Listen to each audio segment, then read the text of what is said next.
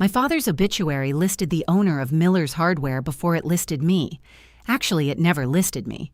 I read it 3 times at my mother's kitchen table, dragging my finger down the screen as if my name might be hiding between the paragraphs. Beloved husband of Diane, devoted father of Lauren, cherished brother of Thomas, loyal friend to many, including his Saturday coffee crowd and his longtime colleague, Pete Miller. There was even a sentence about his tomato plants. I had driven Dad to 6 cardiology appointments in 4 months. I knew which pills made him dizzy, which nurse could get an IV into his left arm, and how much black pepper he liked on canned tomato soup. 48 hours earlier, I had been holding his hand when it went slack, but the tomatoes made it. I called my mother. "It's a space issue," she said. The obituary was 812 words. When I pointed that out, she told me grief was affecting my judgment. The next morning, while I was in Dad's garage looking for the shoes he wanted to be buried in, the editor of the Bellwether Gazette called my cell phone. "Ms. Bennett," he said carefully, "I need to ask whether you authorized the revised version of your father's obituary." I sat down on Dad's overturned fishing bucket. What revised version? But that was Thursday. Dad died Monday morning, and for the 2 days between, I was too busy making his death convenient for everyone else to notice I was disappearing from it. At 5:20 that Monday, a nurse named Keisha touched my shoulder and said, "Mara, you should call whoever needs to be here." Dad's hospital room was dark except for the green light above his bed and the blue numbers on the monitor. Rain ticked against the window with the irritating patience of someone waiting for you to admit they were right. I had already called my mother 3 times. The first time, she said she was getting dressed. The second time, she said Lauren was on her way to pick her up.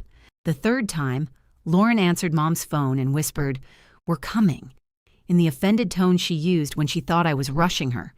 Dad's fingers were swollen around mine.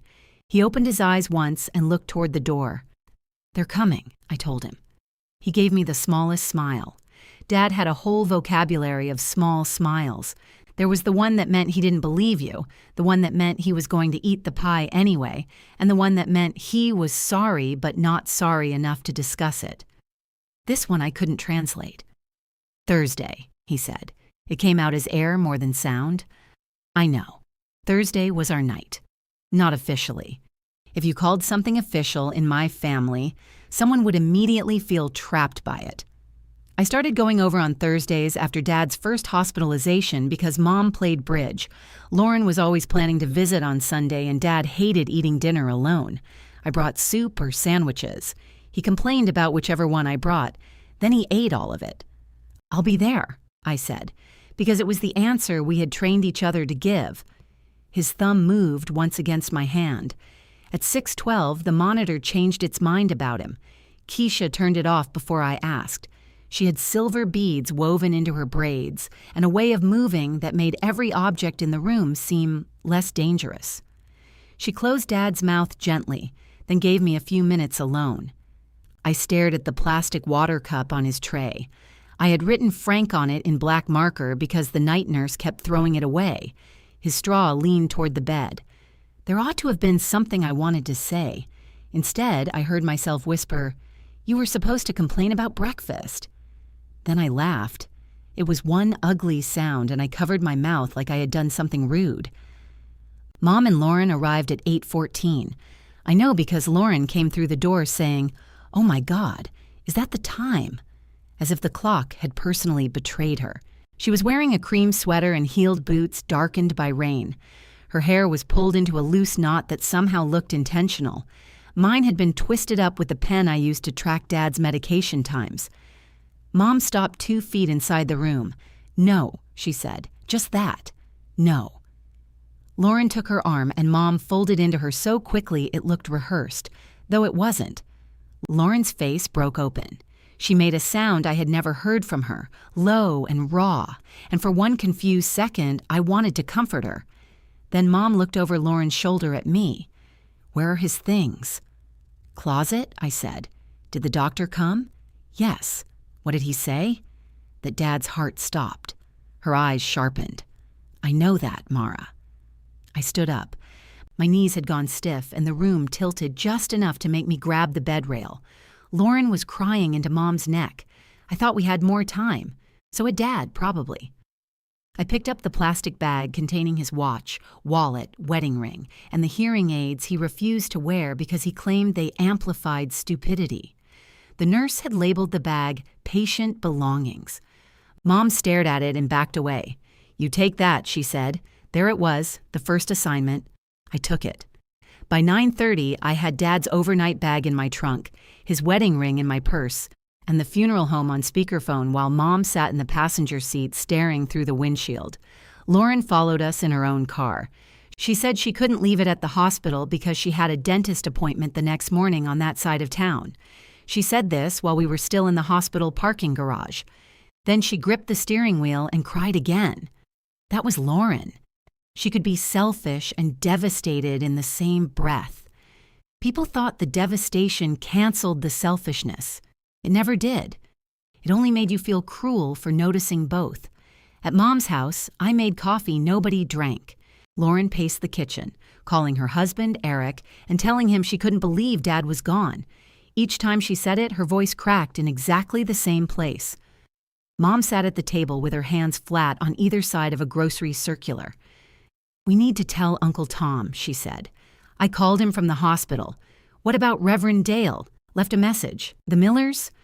I talked to Pete. She blinked at me. "Already?" "Pete opens at 7. Well." She rubbed a spot on the circular with her thumb. "I suppose that's something." Lauren lowered her phone. "Who's calling the cousins?" "I have June's number," I said. "Can you do it?" she asked. "I just can't keep saying it." I looked at her. Her eyes were swollen. Her mascara had smudged beneath one of them, and she looked younger than 40, not like a child exactly, but like the version of herself that had always been allowed to leave hard rooms first. "Sure," I said. She came around the table and hugged me. Lauren gave wonderful hugs. Full body, both arms, no hesitation. She smelled like vanilla and wet wool. "I knew you'd know what to do," she whispered. It sounded like gratitude. That was how she got you. By noon, the kitchen counter was covered in legal pads, sympathy flowers, and 3 foil pans of baked pasta. Someone from Mom's bridge group had brought a lasagna large enough to bury a man in. Eric arrived wearing a navy quarter zip and the solemn expression of a person entering a photograph. He kissed Mom's cheek, hugged Lauren, then put one hand on my shoulder. "Tough day," he said. I waited for the rest of the sentence. There wasn't any. The funeral director needed Dad's discharge papers because Mom wanted the flag ceremony. Mom thought they were in the hall desk. They were not. Lauren thought Dad kept everything important in a fireproof box. He did, except he had lost the key 3 years ago and opened the box with a crowbar. I found the papers in a manila envelope behind the tax returns, exactly where I had put them after Dad asked me to find them the previous winter. While I was kneeling in front of the filing cabinet, Mom called from the kitchen. "Mara, do you remember what year your father started at Brennan Electric?" 79. Are you sure?" "No. I've been waiting 30 years to lie about that." There was a pause. Then Dad's brother, Tom, laughed from the living room. It was the first normal sound in the house all day. Mom appeared in the doorway. There's no reason to be sarcastic. There's rarely a reason. That's what makes it fun. Her mouth twitched before she stopped it. For half a second, we were ourselves. Then she glanced at the papers in my hand. "Good. Give those to Lauren. She's handling the funeral details." I stood up slowly. I thought I was handling the funeral home. The paperwork. Lauren's handling the personal touches. From the kitchen, Lauren called, "I found the sweetest picture of Dad from the lake." I handed Mom the envelope.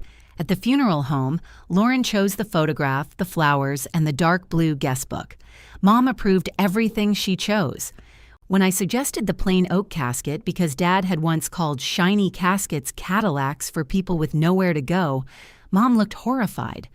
"That is not funny. It was when he said it." Lauren put her hand over mine. "Maybe we don't make decisions based on one of Dad's weird jokes." We chose the shiny casket. The funeral director, a soft-spoken man named Alan, slid a checklist across the table.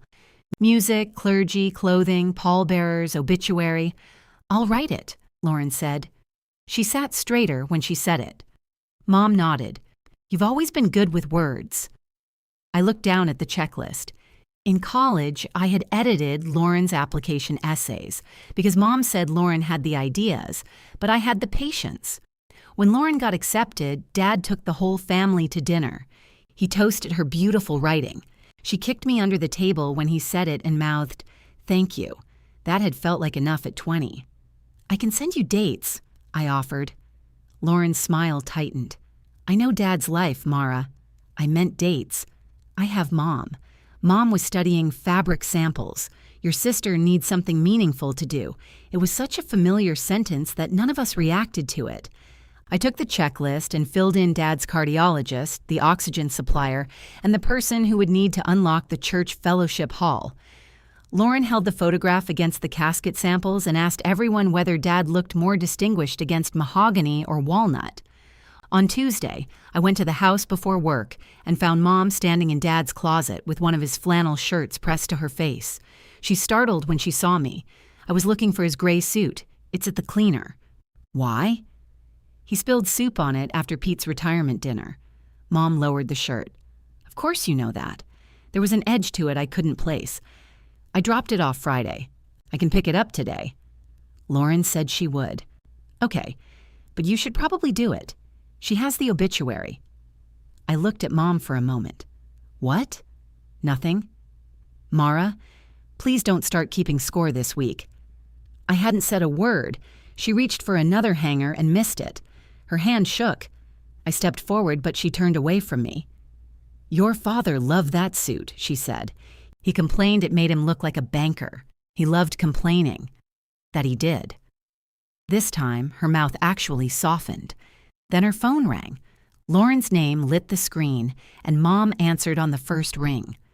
That evening, Lauren texted me for the year Dad joined the American Legion, the correct spelling of Pete Miller's wife's name, and whether Brennan Electric had 2 N's. I answered all 3. She didn't send me the obituary. I found it Wednesday night because Aunt June posted the Gazette link on Facebook with 3 broken heart emojis and the words, "A beautiful tribute to a wonderful man." I was at Mom's kitchen table matching condolence cards to the flowers crowded across the counters. Mom had gone upstairs. Lauren and Eric had left an hour earlier after Lauren said grief was giving her a migraine. The house was finally quiet except for the refrigerator humming and the wall clock Dad had set 7 minutes fast for reasons he could never explain. I opened the link. The first paragraph was fine. Frank Bennett, 72, beloved husband, proud veteran, terrible fisherman. Lauren had made that sound charming.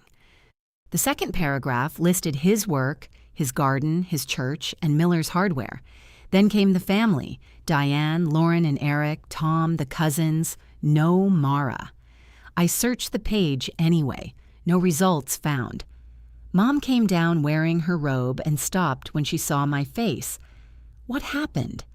I turned the phone toward her. She didn't need to read it. Her eyes went immediately to the table. "You knew." "Mara, you knew she cut me out. It was too long. You kept Eric. He's Lauren's husband. I'm Dad's daughter." "Of course you are. Nobody is saying you aren't. The obituary is literally saying I'm not." She pulled her robe closed at the throat. Lauren had to make difficult choices. She included his tomatoes. "Don't be ugly." I stared at her. Why would she do this? Mom's expression changed then, not to guilt but irritation, as if I had ignored an obvious household rule. "It was a space issue," she said. "Please don't make your father's death about you." Upstairs, Dad's old clock struck 11 7 minutes early. I set the phone on the table because my hand had started shaking. "Right," I said. "We wouldn't want that." Mom exhaled through her nose. "That tone is exactly what I mean. What tone would work better?" "I don't know, Mara. A little grace?" I laughed once, the same bad sound I had made beside Dad's bed. For who? For everyone.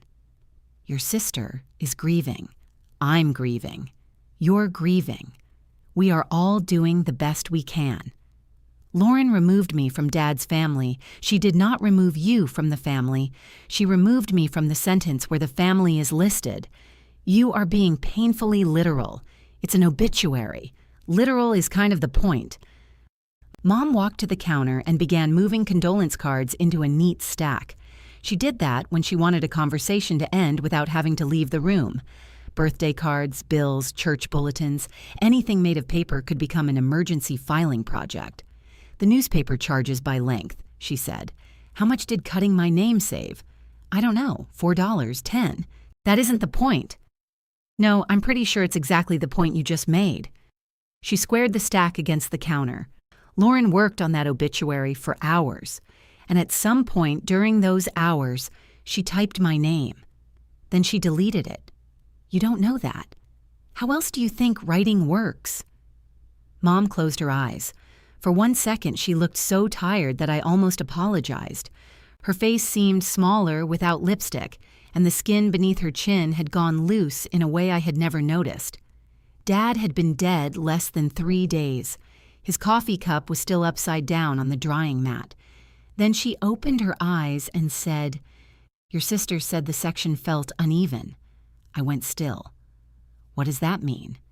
She had more to say about herself because she was writing it. If she added you, she would have had to explain. Explain what?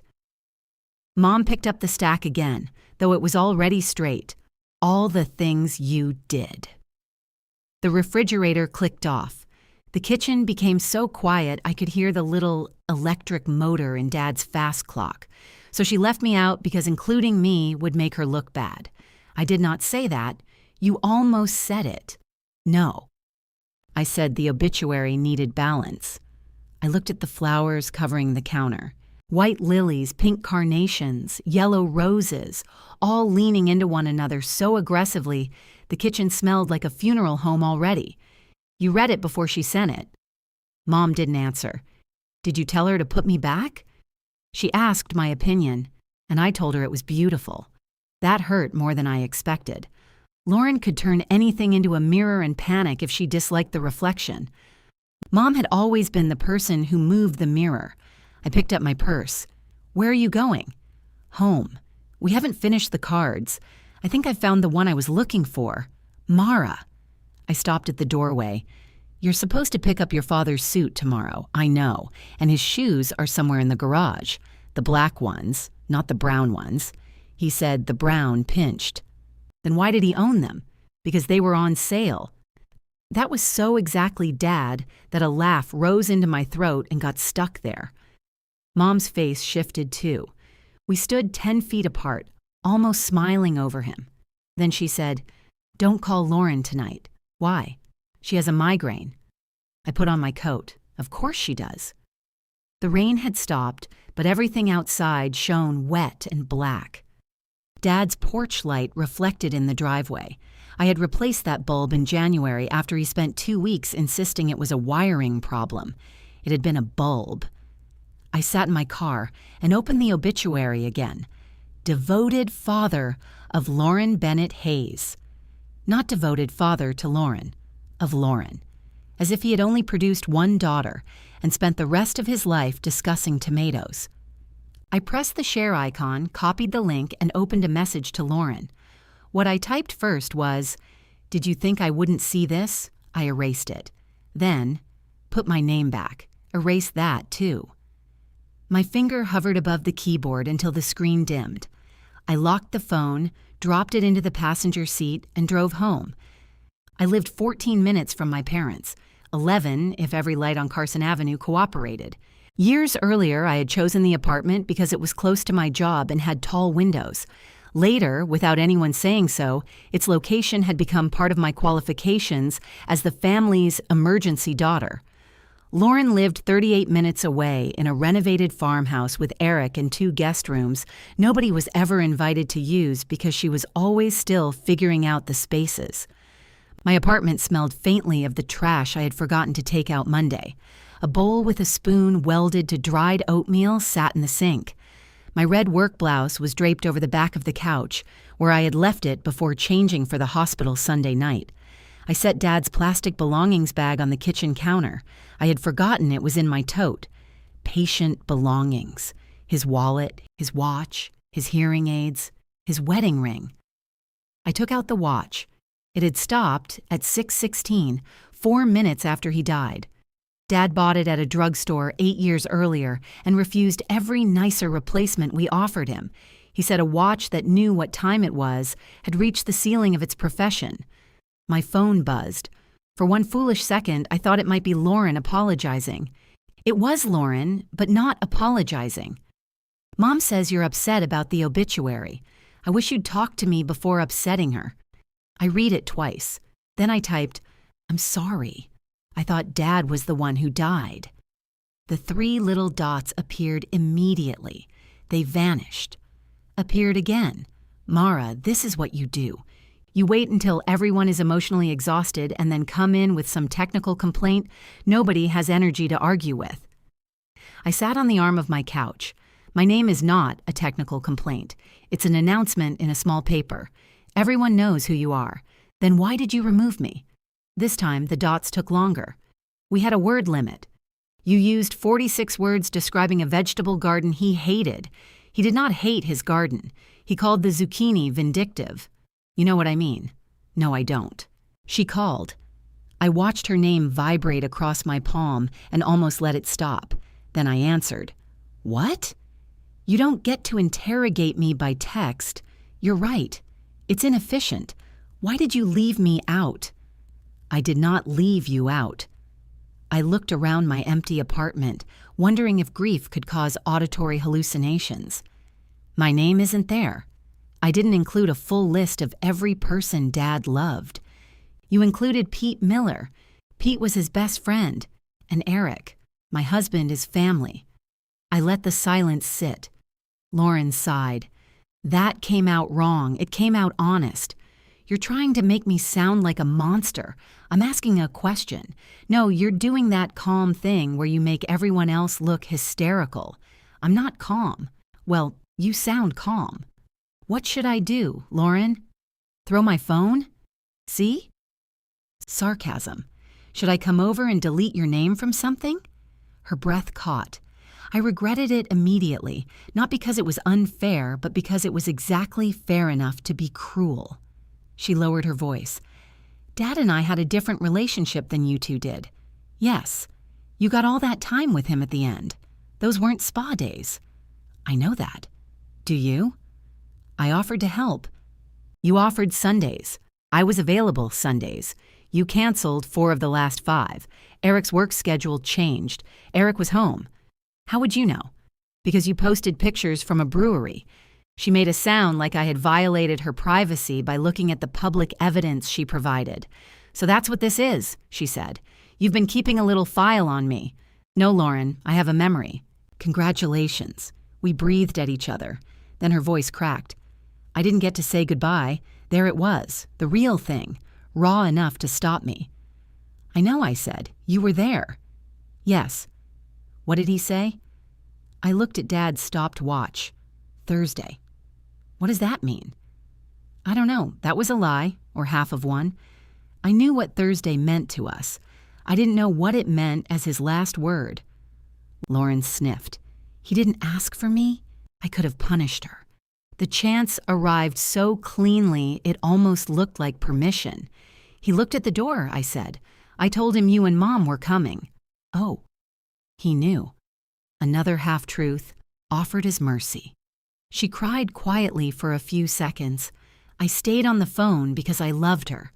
That was the inconvenient fact beneath every better argument. Finally, she said, Can we not fight tonight? Fix the obituary. It's already submitted. The online version can be changed. I don't know if it can. Call them. Mara, the funeral is in 2 days. Can you please ask yourself if this is how Dad would want us treating each other? Dad would have wanted me to give in so Lauren would stop crying. Then he would have squeezed my shoulder in the hallway, told me I was a good egg, and gone back into the room where peace had been restored at my expense. I'll see you tomorrow, I said. I ended the call before she could tell me what else I needed to do.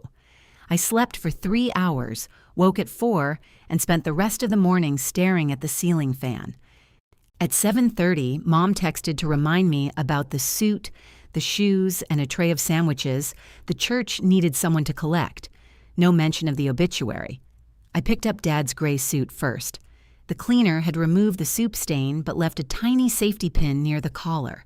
I ran my thumb over the plastic bag as I carried it to my car. At Mom's house, nobody answered the front door. I used my key. Mom? Her bedroom door remained closed. On the kitchen table, she had left a note in block letters. Black shoes in garage. Call church. More coffee. Below that, in smaller writing, please don't start with Lauren today. I folded the note and put it in my pocket. Dad's garage smelled like sawdust, cold concrete, and the peppermint candies he kept in the cup holder of his truck. Every shelf held a project he had intended to finish after his heart got better. A broken lamp, 2 cabinet doors, a wooden bird feeder with one side missing. His shoes were not by the door. I checked beneath the workbench, behind the lawnmower, and inside a cardboard box labeled Christmas Electric, which contained no Christmas decorations and enough extension cords to power Ohio. My phone rang while I was looking inside the old metal cabinet. The number was local, but I didn't recognize it. Hello? May I speak with Mara Bennett? This is Mara. My name is Calvin Ross. I'm the editor at the Bellwether Gazette. I straightened slowly. If this is about my father's obituary, it is. First, I'm very sorry about Frank. He was a good man to argue with. Despite myself, I said. That sounds like him. He came by the office pretty regularly, usually to tell me what we'd gotten wrong. That also sounds like him. Calvin paused. Ms. Bennett, I need to ask whether you authorized the revised version of your father's obituary. I sat down on Dad's overturned fishing bucket. What revised version? The one Lauren Hayes submitted Tuesday. I didn't authorize anything. I was afraid you'd say that. Why would I need to authorize it? Paper shifted on his end. Because your father submitted and paid for an obituary 6 months ago. He listed you as the person responsible for approving any changes after his death. I gripped the edge of the bucket. My father wrote his own obituary. Most of it. He got tired halfway through and said, adjectives were how newspapers extorted grieving people. That was so painfully, Dad, I had to close my eyes. Calvin continued, your sister's version was processed while I was out of the office. I saw it this morning and noticed it didn't match Frank's file. What didn't match? Another pause, smaller this time. You weren't in it. I stared at the row of jackets hanging beside Dad's truck.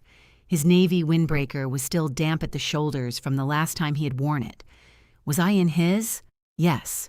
How? I think you should read it yourself. The phone pressed hot against my ear. Can you send it to me? I already have your email from Frank's authorization form. I wanted to speak to you first. Send it. Of course. And Ms. Bennett? Yes? The original is longer. Frank paid for the extra space. For a few seconds, I could hear Calvin breathing on the other end. How much extra space? I asked. I don't have the invoice in front of me. That wasn't really what I meant. I know. My phone chimed against my ear. That should be the email, he said. I can hold the print version until noon. The online obituary can be replaced whenever you decide. Replaced with Dad's? With whichever version you authorize. I looked at the concrete floor between my shoes.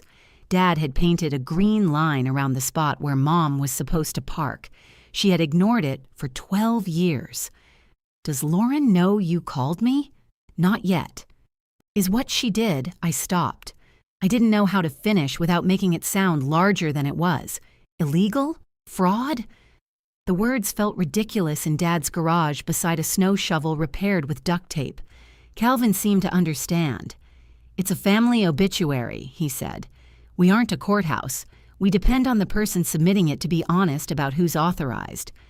Frank's note was clear, but the staff member who took Lauren's call didn't see it. So it was a mistake. It was a busy Tuesday. That answer annoyed me until I realized he was refusing to turn Lauren into a criminal for my convenience. Why did Dad list me? You'd have to ask Frank. I can't. No, he said quietly. I suppose that's the trouble with all this. I thanked him and ended the call. The email sat at the top of my inbox. Frank Bennett Obituary, original file and authorization. I opened the attachment. Dad had written it in 12-point Times New Roman, double-spaced, with his home address at the top as if he were applying for a job. Several paragraphs had notes from Calvin in red. Dad had rejected most of them. Calvin had worked his rear end off to work tirelessly. Dad had changed it back. Calvin had suggested removing the line about the zoning board. Dad had written, cowards. I laughed hard enough that the fishing bucket wobbled beneath me. Then I reached the family paragraph. Frank leaves behind Diane, his wife of 47 years, who made a home with him even when he made himself difficult to live with, his younger brother, Thomas, who never returned his socket set, and 2 daughters different enough to teach him that love has more than one language. I stopped there. 2 daughters. The words should not have felt generous. They were the minimum number of daughters he had. I kept reading. Lauren Bennett Hayes inherited his charm, his talent for making friends in grocery store lines, and his belief that any trip under 3 hours did not require a map.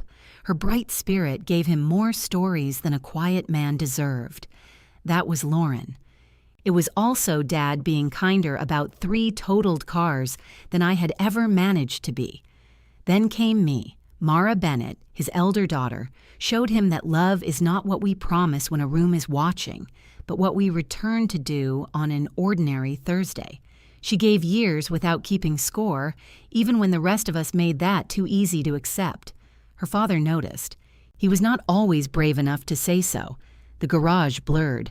I lowered the phone, but the sentence stayed in front of me. Her father noticed. I had imagined those words in 100 forms over the years, a thank you after an appointment. My name offered first when someone asked who helped with Dad. One interruption when Mom called me selfish for saying no.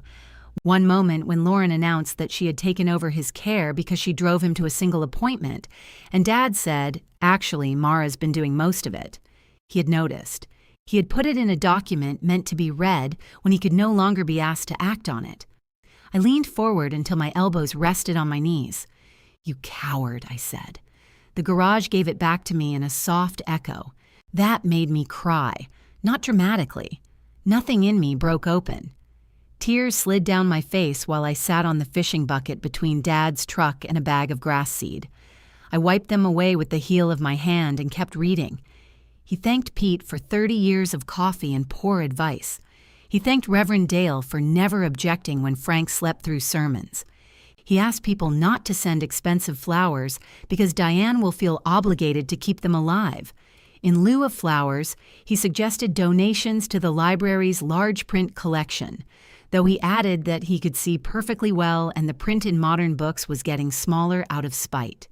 At the end, he had written, "If there is a service, keep it short." Nobody improves with overexposure. Below that, Calvin had typed, "Frank, your family may want the service information included." Dad's answer was, "Then they can pay for that part." I pressed the phone to my chest. He was everywhere in those pages. Funny, vain, grudging, loving. He had found room to tell the truth about me and still arranged it so he would never have to watch what the truth did to the room. The door from the kitchen opened. Mara? I turned the phone face down on my knee. Mom stood in the doorway wearing black slacks and one of Dad's old sweatshirts. The sleeves covered half her hands. "How long have you been out here?" "I don't know." "Did you find the shoes?" "No." "Why are you sitting on that filthy bucket? It seemed available." She looked at my face. "Have you been crying?" "Dad died." Her mouth tightened. "I'm aware." I almost told her then. The email was right there.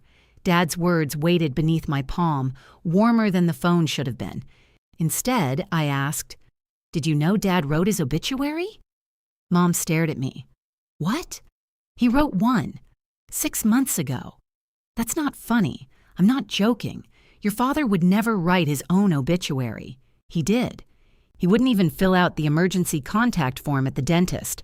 Apparently, death interested him more than dentistry. Where did you hear this? The editor called me. That frightened her. I watched it move across her face before she covered it with annoyance. Why would the editor call you? Dad listed me as the person authorized to approve changes. Mom's eyes dropped to the phone. What changes? The version Lauren sent. She didn't change anything. She wrote it. She replaced his. Mom stepped fully into the garage and closed the door behind her. Let me see. I picked up the phone but didn't hand it over. Did Lauren know about Dad's version? No. How could she? You're sure? Mara, I just told you I didn't know. Why would Lauren know? Because Lauren had a remarkable instinct for locating any fact that could injure her and getting there first. I don't know. What does his say? I looked at her in Dad's sweatshirt. The collar was stretched where he used to pull it away from his neck. She smelled like his aftershave faintly, as though she had put it on without realizing. It says, you made a home with him even when he made himself difficult to live with. Mom's face went blank. That's it? No. What else? He says Tom never returned his socket set. He didn't. He says Lauren inherited his charm. She did. I waited. Mom lifted her chin. And you? I could have softened it. Dad would have. He had spent his life translating hard truths into little jokes so nobody had to admit they were bleeding. He says I gave years without keeping score, even when the rest of you made it too easy to accept. Mom's color changed. That doesn't sound like your father. It's in his document. You could have misunderstood the sentence. It's a pretty clear sentence. Let me read it. Why? Because he was my husband, and he listed me to approve it. The second I said it, I hated how it sounded, like I had won something, like Dad's death had opened applications for most important woman, and he had finally placed a check beside my name. Mom heard it too. Well, she said, I'm glad he gave you that. That's not what I meant. It must feel very validating. Mom, 47 years, and he leaves me a joke about being difficult to live with. He said you made a home with him. How noble of me. Do you want to read it or argue with a dead man through me? I want to understand why you're telling me this as if your father wrote a verdict. I'm not. You came into my house, accused your sister, and now you have some secret paper proving you were the only one who loved him correctly. I didn't say that. You don't have to say everything, Mara. The words landed because they were true in more than one direction. Mom turned toward the shelves and began opening boxes. What are you doing? Finding the shoes. We have a funeral tomorrow unless this obituary has changed that too. I stood. Mom, stop! She pulled down a plastic bin labeled camping and shoved it toward me. Check there. His shoes aren't in a camping bin. You're the one who knows where everything is. I don't know where the shoes are. Then why did you say you would find them? Because you asked me. She opened another box. That has never stopped you from saying no. I stared at the back of her head. When? What? When has saying no ever worked in this family? Mom froze with both hands inside a box of old towels. The garage door rattled upward. Cold daylight spread across the floor, followed by the front of Lauren's white SUV. Mom straightened immediately. She wiped beneath her eyes, though I hadn't seen tears there. Lauren parked crookedly across the green line and climbed out holding a cardboard tray with 3 coffees. She wore large sunglasses despite the gray sky. I brought peace offerings, she announced. Then she saw us. Her smile faded. She looked from Mom to me, then to the phone in my hand. What happened? Mom reached for the nearest coffee. The newspaper called Mara. Lauren's fingers tightened around the tray. The newspaper. The editor, I said. Her face did something quick and unguarded. Not recognition exactly. Fear. Why? Dad wrote his own obituary. She removed her sunglasses. I watched her eyes move over my face. No, he didn't. He did. And what, the Gazette just happened to find it now? They didn't find it. They had it. He prepaid. Mom turned sharply toward her. Did you know? Of course not. She said it too fast. I held up the phone. He named me as the person who had to approve changes. Lauren set the coffees on Dad's workbench. 1 cup tipped, and a thin brown line leaked through the lid. I didn't change anything, she said. I wrote a new one. You replaced his. I didn't know there was one to replace. You still removed me. She looked toward Mom. Are we doing this now? Mom rubbed her forehead. We have to decide what goes in the paper. No, I said. I have to decide. Both of them looked at me. The silence felt good for half a second. Then it felt terrible. Lauren crossed her arms. Fine. What did Dad write? I unlocked the phone. He wrote that you were bright and charming and gave him more stories than he deserved. Her shoulders lowered a fraction. And you? She asked. I read her the sentence exactly as Dad had written it. Lauren didn't interrupt. She didn't roll her eyes or accuse me of enjoying it. That would have been easier. She stood beside his truck with her sunglasses in one hand, listening until I reached the words her father noticed. Then she looked down at the coffee spreading across the workbench. Well, she said softly, I guess that makes everything clear. Clear about what? I asked. Lauren gave a small laugh. Come on. No, say it. That you were the good daughter. Dad didn't call me that. He didn't have to. Mom put a hand on Lauren's arm. Your father was trying to thank Mara, and he thanked me for being entertaining. Lauren looked at Mom. Did he mention how many times I sat with him after his first surgery? No, I said. Did he mention the deck I helped him stain? The trip to Gettysburg? The fact that I called him every Wednesday for 9 years? You stopped calling every Wednesday. After he stopped answering. He stopped answering because you called during Jeopardy. He could have called me back. He could have. The agreement seemed to confuse her. I set my phone on the workbench, safely away from the coffee. You had a relationship with him. I'm not saying you didn't. Dad is saying it. Dad said you gave him stories. That's something you say about a golden retriever. Mom flinched. Lauren. Well, it is. She took off her coat and threw it through the open driver's window of her SUV. Lauren had always removed clothing when she was angry. At 15, she once stormed out of Christmas dinner and left a sweater, 2 socks, and 1 earring between the dining room and the driveway. You know what he did after his first surgery? She asked me. He called you from recovery. He was confused. He asked where you were. I was sitting right there. I didn't know that. No. Because I didn't save it up to use later. I didn't write the obituary. You might as well have. Mom squeezed Lauren's arm. Lauren pulled away, not harshly, but enough to leave Mom's hand suspended between them. I came every day that week, she said. I washed his hair over a hospital sink. I slept in a chair that turned into some kind of medieval torture device. Then you arrived, and he asked if you had remembered his phone charger. He always thought I knew where things were. That's exactly it. You liked that. I opened my mouth. Nothing came out. Lauren wiped beneath one eye with the side of her thumb. You liked being the one who knew. You'd walk into a room with that giant purse and produce a charger or a list or the name of the nurse, and everybody would turn toward you. Then you'd act burdened by it. I was burdened by it. You were also good at it. Those things can both be true. Not in your version. I looked at Dad's shelves. She wasn't entirely wrong. Competence had become the one thing in our family nobody could take from me without everything falling apart. I complained about being needed, but I also knew what happened when I wasn't. Lauren got praised for trying, Mom got forgiven for forgetting, and I became furniture. Still, being complicated did not make me absent. I may have liked knowing what he needed, I said. That doesn't explain why you deleted my name. Lauren crossed her arms tighter. The version I wrote was about Dad. Except the part where it was about you. You know what? Yes. I wanted to write it.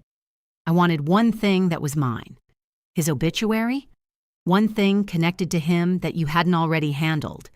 I didn't ask to handle the hospital. You never ask. You just arrived first. He was dying. I didn't know that. I called you. You said we should come soon. You didn't say he had minutes.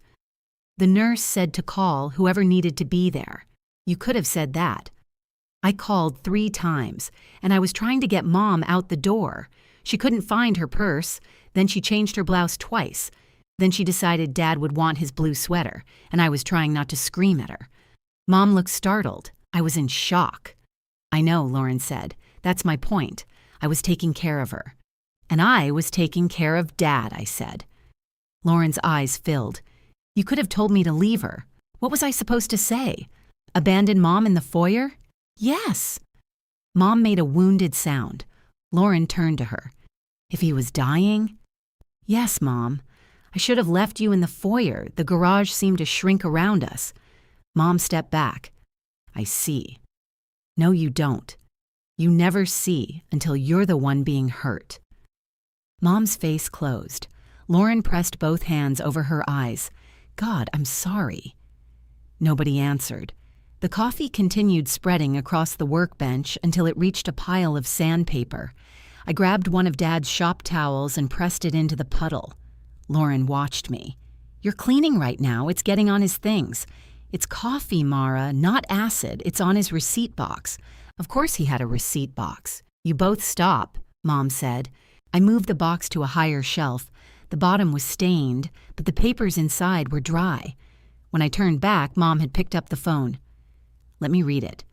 I almost reached for it. Then I unlocked the screen and handed it over.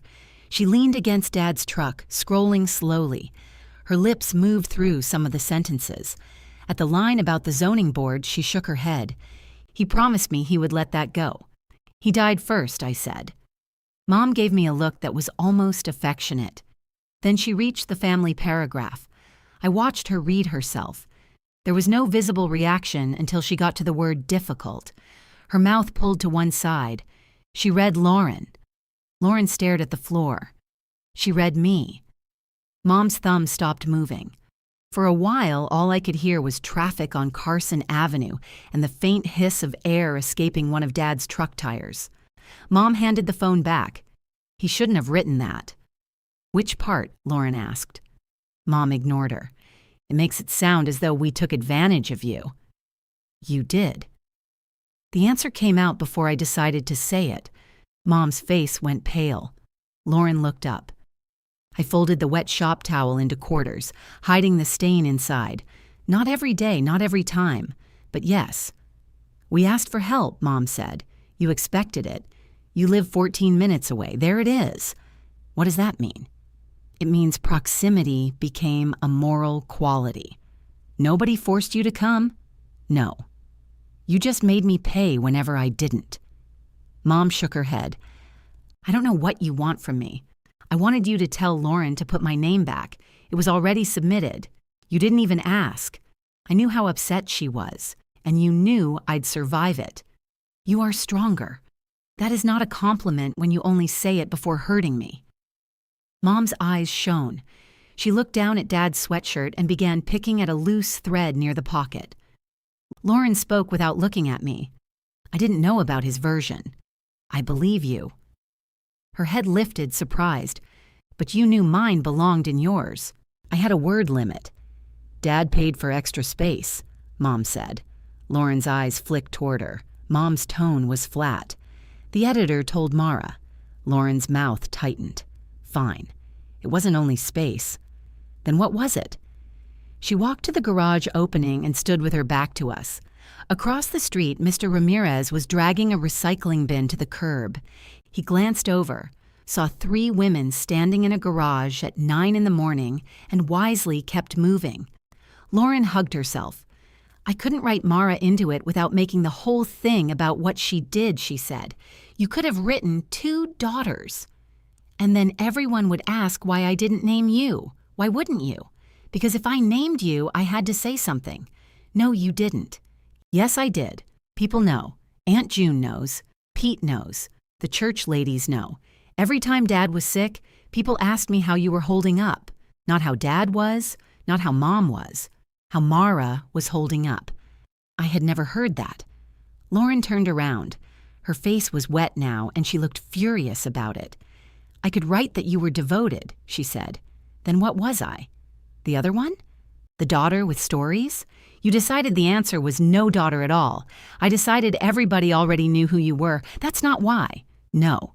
She looked directly at me. I didn't want the worst thing I've ever felt about myself printed in black and white beside Dad's picture. The honesty moved through the garage like cold air. Mom stepped toward her. Honey. Lauren backed away. Don't. I had wanted an admission. I had imagined it would feel like a door opening. Instead, it felt like finding her on the other side of the same locked room. Why did you keep Eric? I asked. She wiped her face. Because he would have noticed. I almost smiled, but she wasn't joking. Mom sat on the fishing bucket I had left beside the workbench. What are we going to do? The question was aimed at me. My phone said 10:17. Calvin had given me until noon. We're going to print Dad's version. Lauren's face hardened again. Of course. He wrote it and put you in charge of it. I didn't ask him to. You never do. Lauren? No, it's fine. Print St. Mara and her ordinary Thursdays. I felt the cruelty of that, but I also heard the grief underneath it. It says your father noticed, she continued. Congratulations.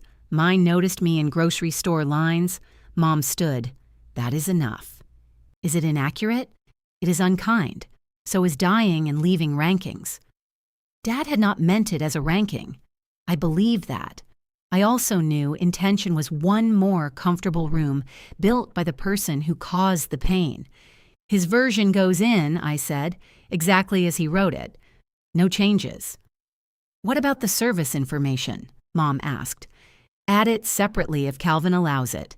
Dad said you could pay for that part. Mom stared at me. It's in the notes, I said. To my surprise, Lauren laughed. It broke in the middle, but it was real. That cheap old man. We all laughed then, just for a second. 3 exhausted women in a cold garage, laughing over Frank Bennett refusing to finance the announcement of his own funeral. When it stopped, the silence was worse. Mom picked up the surviving coffees. We still need his shoes. I'll find them, Lauren said. You don't know where he kept them, Mom replied. Lauren flinched. I don't either, I said. I already checked. We searched together. Mom opened boxes. Lauren got on her knees beneath the workbench. I checked the cab of Dad's truck and found the black shoes behind the passenger seat, each stuffed with folded grocery bags to hold its shape. Lauren looked at them in my hands. You found them. They were behind the seat. I checked the truck. Tuesday. You checked the driver's side. She gave me a tired, crooked look. Of course I did. I put the shoes beside Dad's suit in my car. Then I called Calvin. Print my father's version, I said, exactly as he left it. Afterward, Mom handed me the note from her kitchen table as if I hadn't already seen it. The church still needs an answer about sandwiches. I gave the note back. You call them. She blinked. I don't know who to ask for. The number's on the refrigerator, but you've been speaking with them. Then they'll be glad to hear a new voice. Mara, this is not the time. That's what you said about my name. Lauren looked away. Mom held the note between 2 fingers. Are you punishing me? No, I'm going to the funeral as Dad's daughter. That's all I can do right now. What does that mean? It means I'm not running it. Her fear appeared before her anger. But you always handle these things. I opened my car door. I know. Mom's hand closed around the note. You can't just stop. I'm not stopping everything. The church expects 48 sandwiches by 3. Then call the church. The funeral home needs the suit. It's in my car. I'll drop it off. And the picture boards? I never agreed to make picture boards. You have all the photographs scanned because Dad wanted copies after the basement flooded. So you can print them. I can. I'm not going to. Mom stared at me like I had announced I no longer understood gravity. Lauren leaned against Dad's truck. I'll do the boards. You don't have time, Mom said. I'll make time. You still haven't finished the eulogy. I'll finish it. And the flowers need to be moved from here to the church. I'll ask Eric. He's working. He can stop working for an hour. His father-in-law died. Mom turned back to me. This is unnecessary. No, I said. Apparently it's necessary. I got into my car before I could reverse myself. The suit hung from the hook above the back door. Dad's shoes sat on the passenger side floor. As I backed out, Mom remained in the garage holding her coffee and the note. Lauren had already pulled out her phone. At the funeral home, Alan met me beneath a chandelier that looked as though it had been chosen to prevent anyone from dying cheerfully. He took the suit and shoes, then checked a clipboard. We still need to confirm the order of speakers. You'll have to call my mother or Lauren. He looked over his glasses. Your mother asked me to coordinate through you. She shouldn't have.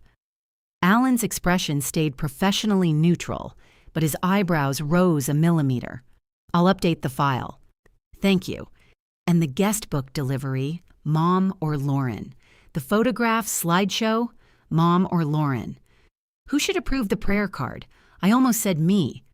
Dad hated the painting of a stairway through clouds Mom had chosen from the catalog. He said it looked like heaven was located above a casino, Mom or Lauren. Alan clicked his pen. Understood. Walking away felt less like freedom than leaving a stove on. I made it to the parking lot before turning around. Through the glass doors, I could see Alan carrying Dad's suit down the hallway. The shoes were balanced on top of the hanger, soles facing out. For a panicked second, I thought I should go back and make sure they had the right socks. I sat in my car until the urge passed. My phone showed 2 missed calls from Mom and 1 text from Lauren. What size prints for the boards? I typed, 5 by 7 works, some 8 by 10s for the center. I erased it. Then I typed, whatever you think looks good. Her reply came immediately. That is not helpful. I put the phone face down. At home, Dad's belongings bag waited on the counter where I had left it. The black letters seemed harsher in daylight. I took out the wallet and opened it. $23. His library card. A folded coupon for soup. A photograph of Mom taken years before I was born, standing beside a lake in white shorts with her hair blowing across her face. On the back, in Dad's handwriting, were the words, Diane, 1974. Trouble. I sat at the kitchen table with the photograph in one hand and his wedding ring in the other. It was easy to reduce Mom to the person who protected Lauren. Dad's wallet resisted that version. So did the old sweatshirt she had worn in the garage. 47 years lived between them, most of it in rooms where Lauren and I had not been watching. I put everything back except the watch. At 11:58, the Gazette page refreshed. Dad's obituary appeared exactly as he had written it. Calvin had added the service details at the bottom in a smaller font, and possibly out of loyalty to Dad, had kept them to 1 sentence. My name was there. I expected relief. What I felt was exposure. The sentence about ordinary Thursdays looked too intimate on the screen. People could read it at the grocery store. Pete could read it over coffee. Lauren's friends could send it to her with sympathetic punctuation. At 12:11, Aunt June called. Mara, your father wrote this. Most of it. I knew it. Nobody else would bring up the zoning board. I waited. She cleared her throat. It's beautiful. Parts of it. The part about you, there it was. I looked out my window at a delivery truck blocking half the street. Yeah, I always told Diane she leaned on you too hard. No, you didn't. Aunt June paused. You may not remember. I remember you telling me Mom was lucky to have me. Well, that was what I meant. It's not the same thing. She sighed. This is a hard week for everyone. Then maybe don't use it to improve your record. Mara, I have to go. I didn't. I sat at the table for another 20 minutes. Messages arrived in a steady stream. Pete. That was Frank, all right. He still owes me $11. Reverend Dale. Your father's words about love were deeply moving. A woman from Mom's bridge group. What a special bond you and your father shared. Eric sent nothing. Lauren called at 12:40. I let it go to voicemail. Her message began with 6 seconds of silence. Mom can't reach the church coordinator. The number on the refrigerator goes to voicemail. Also, Calvin added the service information, so that's done. I don't know if you care, but the obituary is all over Facebook now, and people keep telling me how lucky Dad was to have you. I'm trying not to take that out on you. I would appreciate the same courtesy. She hung up. I listened twice. Then I called the church. A woman named Carol answered on the second ring. "Hi, it's Mara Bennett." "Oh, honey, I'm so sorry. We were just talking about your father, thank you. My mother's trying to confirm the sandwiches, but I think she has the wrong number. She probably has the office line. I gave your sister my cell Tuesday. Of course she had. I'll text it to Mom. Do you still want roast beef, turkey, and vegetarian?" My mouth opened automatically. "I don't know. Lauren's handling it." A pause. "All right," Carol said. "I'll ask Lauren." "Thank you." Mara. "Yes?" "Your father's obituary made me cry." I closed my eyes. He would have hated that. She laughed softly. He would have pretended to. When we hung up, I sent Mom Carol's number without explanation. Mom replied, "Thank you. See?" That took 30 seconds. I wrote, "Yes, it did." Then I turned off my phone. The silence lasted 9 minutes before someone knocked on my door. Lauren stood in the hallway with a 3-ring binder, 2 poster boards, and a paper bag from Bell's Deli. A roll of double-sided tape was looped around her wrist like a bracelet. "You didn't answer." I turned off my phone. I know. Mom called me to tell me. That sentence contains the solution to its own problem. She pushed past me and set everything on my table. I brought lunch. "I'm not hungry. You haven't eaten." "How do you know? You get a line between your eyebrows when you haven't eaten." "That's not a thing. It absolutely is." She unpacked 2 turkey sandwiches, potato chips, and bottles of iced tea. Mine had no mayonnaise. She remembered. "I'm still mad at you," she said. "I assumed.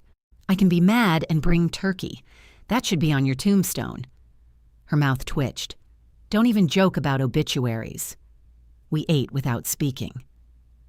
Lauren finished half her sandwich, then slid the binder toward me. The cover held a sheet of white paper on which she had written "Dad" in blue marker. The letters were surrounded by little lines as though the word were giving off light. "What is this?" "Pictures. I went through Mom's albums. I told you I wasn't doing the boards. I'm not asking you to." She opened the binder. Inside were photographs arranged in plastic sleeves. Dad at the lake, Dad in uniform, Dad standing beside his first pickup, Dad and Mom dancing at Uncle Tom's wedding, both of them laughing too hard to look graceful. Lauren had placed sticky notes beside each image with the year and names. Some were wrong. I kept my hands beneath the table. She turned to a photograph of Dad sitting on the back porch with a paper crown on his head. What was this? His 65th birthday. I thought that was at the Italian place. That was 66. Why was he wearing a crown? Pete brought it. Was there a story? There's always a story when Pete is involved. Lauren reached for a pen. "Tell me." I looked at her. She tapped the binder. "For the eulogy." "No." Her pen stopped. "You won't tell me a story about Dad?" "I'll tell you a story. I won't give you material." "What's the difference?"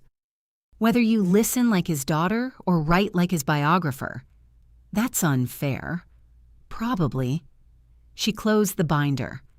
"I have 9 minutes to stand up there and somehow prove I knew him. You don't have to prove anything. That is very easy for you to say today." I pushed my plate away. "What do you want from me?" "Help." "With what?" She pulled a folded sheet of paper from the back pocket of the binder and flattened it on the table. Her eulogy began. "My father was the kind of man who never met a stranger. Dad once hid in the frozen foods aisle to avoid talking to Reverend Dale's cousin." I looked up. Lauren read my face. "What?" "Nothing." Oh, God. He met strangers, didn't he? He met them. He just didn't always enjoy it. She dropped her forehead into one hand. "This is terrible. It's polished." That means terrible in Mara language. It means it could be about anyone's father. Exactly. She shoved the page toward me. "Fix it." "No. Please. I'll tell you one story." She waited. At his 65th birthday, Pete put that crown on him and announced Dad was king for the day. Dad said being king sounded exhausting and appointed Mom acting monarch. Then he spent the entire party asking her permission to eat things. Lauren smiled despite herself. He asked if he could have cake, I continued. She said 1 piece. He asked if a corner counted as a piece. She said yes, so he cut a round slice. Lauren laughed, then covered her mouth. Dad did that? He spent 10 minutes doing geometry with a butter knife. Her laugh turned into a sob so quickly neither of us was ready. I reached across the table. She caught my hand and held it hard.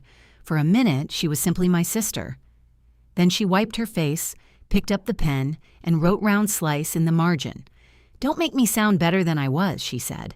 I won't. And don't make me sound worse. That part's up to you. She nodded, accepting the hit. Will you read the rest? No. Mara, you asked me to fix your college essays. I did. Dad toasted your writing. Her eyes widened. You're bringing that up now? I'm explaining why I'm not doing this again. That was 20 years ago, and somehow I still remember. Lauren folded the eulogy slowly. Fine, she said. One story. One story. She packed the binder and left the second sandwich for me, even though I had eaten mine. At the door, she turned back. You're still coming tomorrow, right? Yes. What time? When the family arrives. You are the family. The words hung between us. I know, I said. After she left, I turned my phone back on. There were 7 new messages from Mom. The last one read, We need to discuss what you mean by just attending before you embarrass us tomorrow. I read the message until the word embarrass stopped looking real. Then I typed, I will be present. I will speak to people.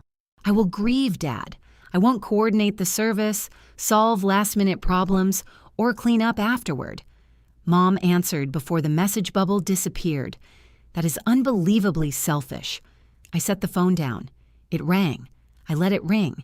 It rang again. On the 3rd call, I answered. What emergency happened between the first call and this one? You cannot send a text like that and then ignore me. I wasn't ignoring you. I was deciding whether answering would help. And it's not looking promising. Mom took a sharp breath. In the background, I heard paper tearing and Lauren say, No, that was the good tape. We are making the picture boards, Mom said. That's good. We have no idea what we're doing. Glue pictures to boards. Lauren bought double-sided tape, then tape pictures to boards. Your father's head keeps getting cut off. Use a different picture. You have the scanner. The scanner had become, in Mom's mind, a sacred machine only I could operate. It had one green button. I'm not making the boards. Nobody asked you to make them. You called to tell me Dad's head was being cut off. I called because this family is collapsing, and you're sitting in your apartment making a point. I looked at the paper bag Lauren had left on my table. The family isn't collapsing. The tape isn't sticking. That is not funny. It wasn't a joke. You know, Lauren has worked all day without complaining. I smiled at the ceiling. There she was. Then praise her. What? Tell her she's doing a good job. Don't use it to criticize me. Just tell her. The line went quiet. Behind Mom, Lauren said, Is that Mara? Mom lowered her voice. You are enjoying this. No, you sound like you are. I sound calm. She understood the reference. I heard it in the silence. Finally, she said, Your father would hate this. Dad hated anything he might have to help fix. That's cruel. It's also funny. He would have laughed. You always do that. Do what? Turn him into someone who agrees with you. I sat back. That one landed. Mom continued, He had faults and you collected them because it made you feel like the only person honest enough to love the real man. Some of us loved him without taking inventory. I picked at a tear in the paper bag. I have his belongings, I said. What belongings? From the hospital. Oh, I'll bring them over. Tonight? Yes. Fine. She hung up without saying goodbye. When I arrived, the living room floor was covered in photographs. 3 poster boards leaned against the couch. One was crowded with pictures in crooked rows. One had 4 photographs and an enormous blank space in the middle. The third bore only the words, Frank Bennett. A life well lived in metallic gold letters. The last D in lived was sliding downward. Eric knelt on the rug with a tape dispenser between his knees. "Don't touch anything," he said. "They can sense fear." Lauren sat cross-legged among stacks of photographs. Her hair was coming out of its knot, and a streak of blue ink ran along her forearm. Mom stood over her holding two nearly identical pictures of Dad beside his truck. "Which one?" "The left," I said before I could stop myself. Mom held them toward me. "Why? In the right one, his fly is open." Eric leaned closer. "Well, that settles it." Lauren laughed so hard she tipped sideways onto one hand. Mom inspected the picture, horrified. "How can you tell? I was there. He made me fix it in the computer before he used it for his Christmas card." "You can do that?" "No," I said. Mom looked offended. Lauren lifted the tape dispenser toward me. "We're not asking." "Good." I placed the hospital bag on the coffee table. Mom stared at it.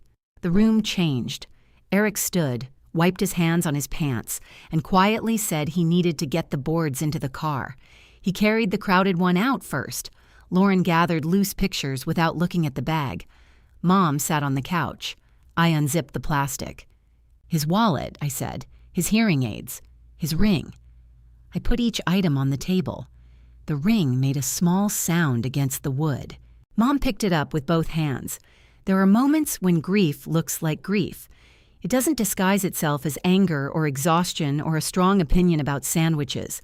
It just sits down in the middle of the room and removes every usable word. Mom slipped Dad's ring onto her little finger. It stopped at the first knuckle. Lauren turned away. I reached for the empty bag. "Where's his watch?" Mom asked. My hand stopped. "At my place." "You kept it?" "I took it out last night. I can bring it tomorrow." Mom looked at me for a long moment. Then she closed her hand around the ring. "Keep it." I wasn't trying to take it. "I know. He wore it on Thursdays." I stared at her. She rubbed the ring with her thumb. "He used to check it starting around 5. If you were late, he'd pretend he hadn't noticed. He complained every time. He complained before you arrived. Then he complained that you arrived. That sounds right." Mom smiled faintly. Behind us, Lauren was lining up the edges of photographs. She had heard everything. Her hands moved faster. I wanted to tell her Dad checked his phone on Wednesdays too. I wanted Mom to tell her. Neither of us did. Eric returned for the next board and surveyed the room. "Everybody alive?" "Poor choice of words," Lauren said. "Fair." He carried the second board out. Mom stood, still holding Dad's ring. "We need to leave the house at 8:15. I'll meet you there." Her face tightened. "The family goes together. I'm driving myself." "Why?" "Because I want to." "So you can leave whenever you want." "Yes." "You've never driven separately." "Mom, almost everything we do tomorrow will be something we've never done before." She pressed her lips together. I put the empty hospital bag into my purse. At the door, Lauren caught my sleeve. "Did he really check the time?" I glanced toward Mom. She was rearranging Dad's wallet and hearing aids on the table, giving us privacy without leaving. "Yes." Lauren nodded. "Okay." She let go. I was dressed by 7 the next morning. My black dress had hung unworn in the back of my closet since Uncle Tom's wife died 4 years earlier. It was tighter across the ribs than I remembered. I stood in front of the mirror and tried 3 necklaces before realizing I didn't want one. Dad's watch lay on my dresser. I fastened it around my wrist. The band was too loose, so I pushed it halfway up my forearm. The hands still showed 6:16. I left them there. The funeral home parking lot was already half full when I arrived at 8:40. Family time had been 8:30. I had chosen 8:40 deliberately, then spent the entire drive ashamed of how deliberate it was. Alan met me in the lobby. "Ms. Bennett," your mother was asking, "where is she?" He pointed toward the viewing room. "And we had a question about the order of, 'Ask Lauren.'" His professional expression flickered. "She asked me to ask you, then tell her I said she should decide." I walked past him before he could produce a clipboard. Dad's casket stood at the front of a room carpeted in dark green. Lauren's picture boards formed a semicircle nearby. They were uneven, overcrowded, and held together in two places with visible strips of silver duct tape. They were perfect. One board was devoted almost entirely to Dad making faces at cameras. Lauren had found photographs I had never seen. Dad crossing his eyes at a church picnic, Dad pretending to drink from a flower vase, Dad asleep with a paper napkin stuck to his forehead. At the center was the photograph of him wearing Pete's crown. Beneath it, Lauren had placed a small handwritten card. The king requested cake. I touched the edge of it. You came. Mom's voice behind me was cool. She wore a dark blue suit and Dad's ring on a chain around her neck. Her lipstick was perfect. Her eyes were not. I said I would. 10 minutes late. 10 minutes before anyone else was supposed to arrive. Family is already here. Uncle Tom stood across the room speaking with Reverend Dale. Eric was adjusting a vase. Lauren was nowhere in sight. I'm here now. Mom looked at Dad's watch on my wrist.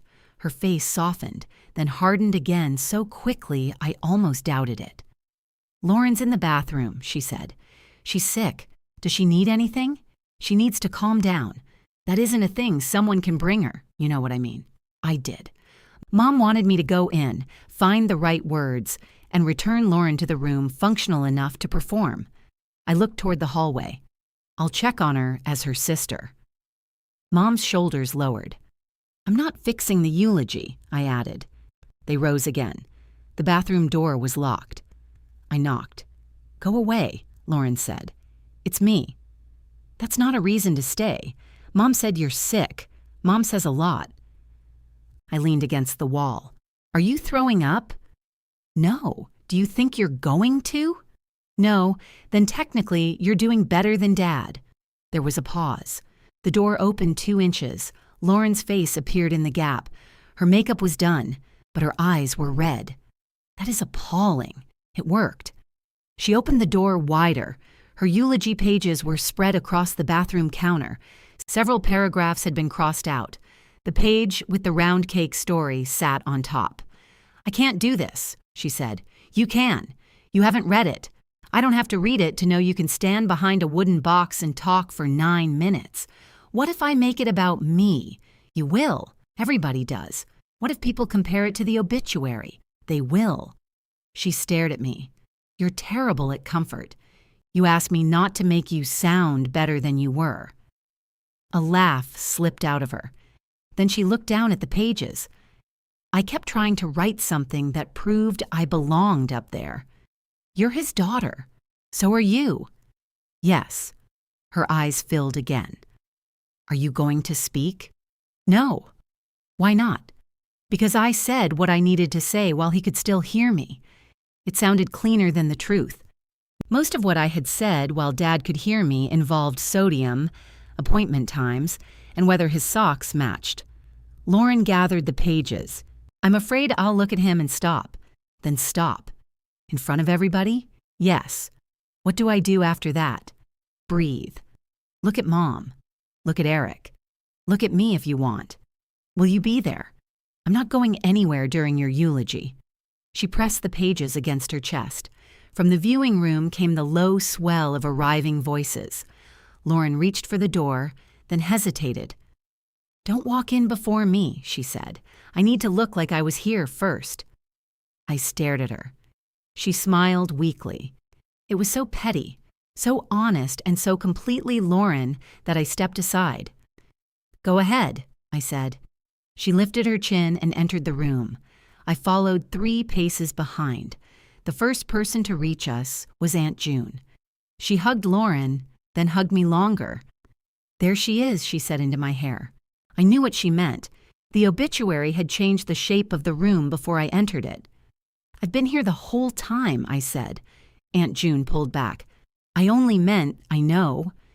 Her eyes moved to Dad's watch. She patted my arm twice and turned toward Lauren. The boards are wonderful. Lauren glanced at me, almost suspicious of the compliment. Thank you. They capture his spirit. Eric did the duct tape. It's industrial, Eric said from behind us. Frank would approve. People arrived in waves. Neighbors, former co-workers, church friends, men from the American Legion wearing caps indoors because nobody was brave enough to correct them. Every few minutes, someone mentioned the obituary. What a beautiful thing your father wrote about you. Those Thursdays must have meant so much. He knew who was there for him. The last one came from a woman named Janet who had served on the church finance committee with Mom. She squeezed both my hands and looked toward Lauren, who was speaking to Pete near the casket. "You must feel so grateful he put it into words," she whispered. I wanted to ask why gratitude was always demanded immediately after someone handed you overdue love. Instead, I said, "It was complicated." Janet nodded with the grave satisfaction of someone receiving confirmation of a private theory. Across the room, Lauren watched us. I released Janet's hands and went to stand beside Dad. He looked like himself from a distance. Up close, he looked like an extremely careful sculpture of himself. His gray suit sat neatly across his chest. The black shoes we found behind the truck were barely visible. Mom had chosen a striped tie I didn't recognize. He hated stripes, I said. He did not. Mom had appeared beside me without making a sound. He said stripes made his stomach look like an optical illusion. This was his favorite tie. He owned one with little sailboats. He wore that to summer things. Death is famously seasonal. Mara, sorry. She adjusted the corner of Dad's pocket square, though there was nothing wrong with it. Alan says the service may start 5 minutes late. Reverend Dale can't find the reading Lauren chose. I'm sure they'll handle it. Would you go ask Lauren which psalm it was? No, you're standing right here. So are you. I cannot leave your father. I looked at the man in the casket. I don't think he'll go anywhere. Mom's hand jerked away from the pocket square. That was ugly. It was. The apology rose to my lips. I swallowed it, then regretted swallowing it. Boundaries, it turned out, did not automatically improve your personality. I'm sorry, I said. That was ugly. Mom looked surprised, then she nodded once. Thank you. I found Lauren near the photograph boards, not because Mom asked, I told myself, but because I wanted the service to contain the right reading. Which psalm? She blinked. What? Reverend Dale lost the reading. 23, of course. What does that mean? Nothing. He'll know it. He asked for the number? Mom said he did. Lauren looked toward Mom, then at me. She sent you? No. Yes, she did. I'm passing along a question. That's being sent. Do you want me to tell her or not? Tell her Psalm 23. And tell her the florist forgot the white ribbon on the military spray. Tell her yourself. She sent you. We stared at each other. Then Lauren laughed under her breath. We're ridiculous. Completely. She walked over to Mom with me anyway. The service began 7 minutes late. Lauren sat between Mom and Eric in the front row. I sat on Mom's other side, close enough that our sleeves touched, but not our arms. Uncle Tom sat beside me. He smelled like peppermints and the same aftershave Dad used. Reverend Dale spoke about endurance, service, and the mystery of a man who could repair a washing machine but never close a kitchen cabinet. Pete told a story about Dad secretly paying for a new furnace when one of their co-workers got sick. I had not known that story. Apparently, Dad had lives with all of us that the others did not get to see. Then Alan adjusted the microphone and introduced Lauren. Her pages shook as she unfolded them. She looked at the casket first. I watched the moment she understood she had made a mistake. Her mouth opened, but no sound came. Eric leaned forward. Mom whispered, "Go on." Lauren's eyes moved across the room. They passed over me, came back, and held. "Breathe," I mouthed. She did. My father, she began, did, in fact, meet strangers. A few people smiled. He just didn't always enjoy them. Pete laughed loudly from the second row. Lauren's shoulders relaxed.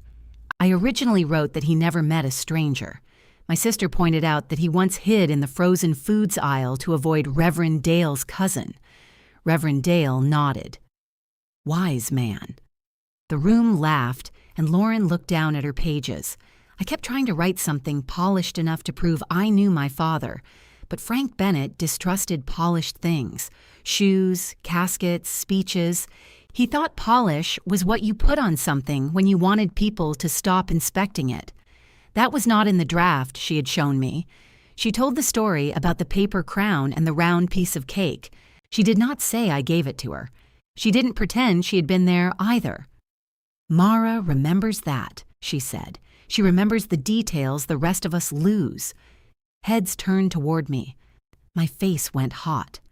For a long time, Lauren continued, I thought remembering was just something she was better at, like taxes or finding lost keys.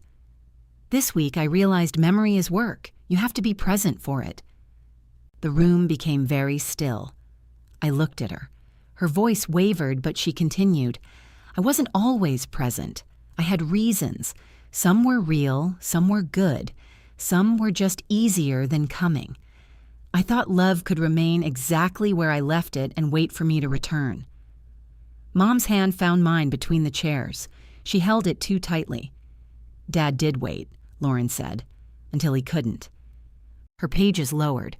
For a terrible second, I thought she was going to apologize to me from the lectern. My whole body tensed against the possibility. Instead, she looked at Dad. I'm sorry I was late, she said. No one moved.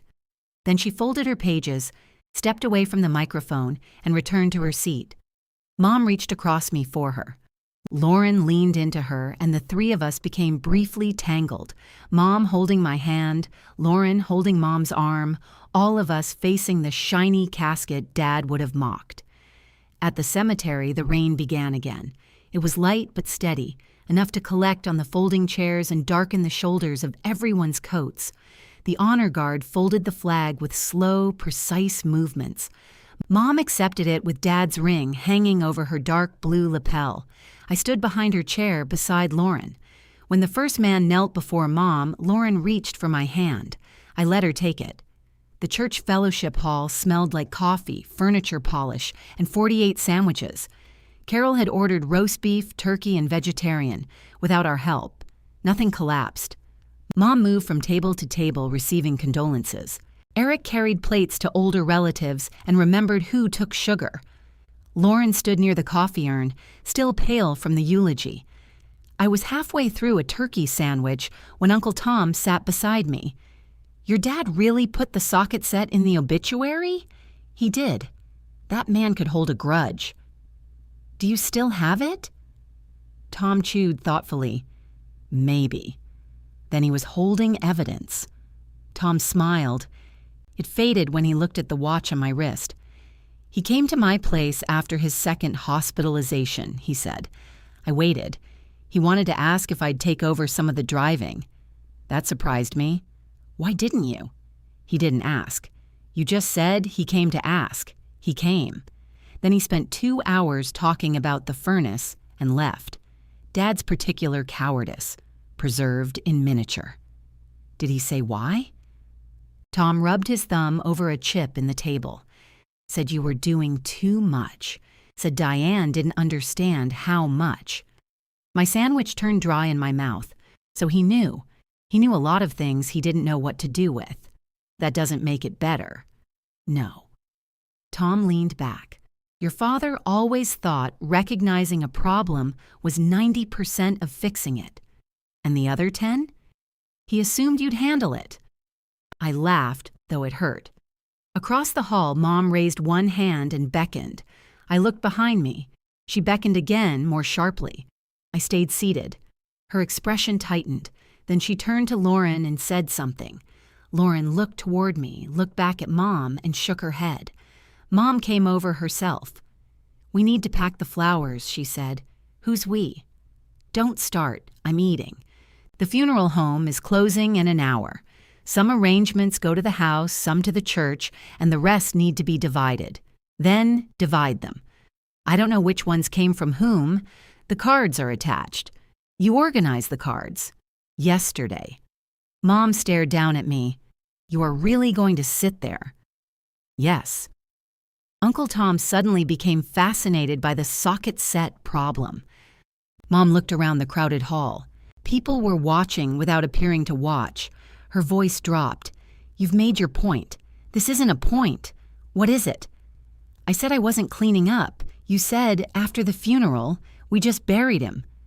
Her face crumpled so briefly I almost stood. Then Lauren arrived carrying 3 empty cardboard boxes. "I'll do the flowers," she said. Mom turned on her. "You don't know which ones. I can read cards. Some need water tubes. I'll figure it out. You're exhausted. So is Mara." Mom looked between us. For once, Lauren did not step back from the discomfort or hand it to me. "Go sit with Aunt June," she told Mom. "I'll ask Eric to bring the car around." Mom's eyes filled. "This is what I was afraid of," she said. "Your father dies, and suddenly everybody leaves me to do everything alone." Lauren's face changed. "You're not doing it alone," she said. "I just said I'd do it. That isn't what I mean." Mom walked away before either of us could ask what she did mean. Lauren watched her sit beside Aunt June. Then she set one of the boxes on the table in front of me. I could use help deciding which flowers she'll hate least. I wiped my hands on a paper napkin. "No." Her mouth tightened. Then she nodded. "Okay." She lifted the box again. "Lauren." She looked back. "The yellow roses. Dad always bought those when he was apologizing.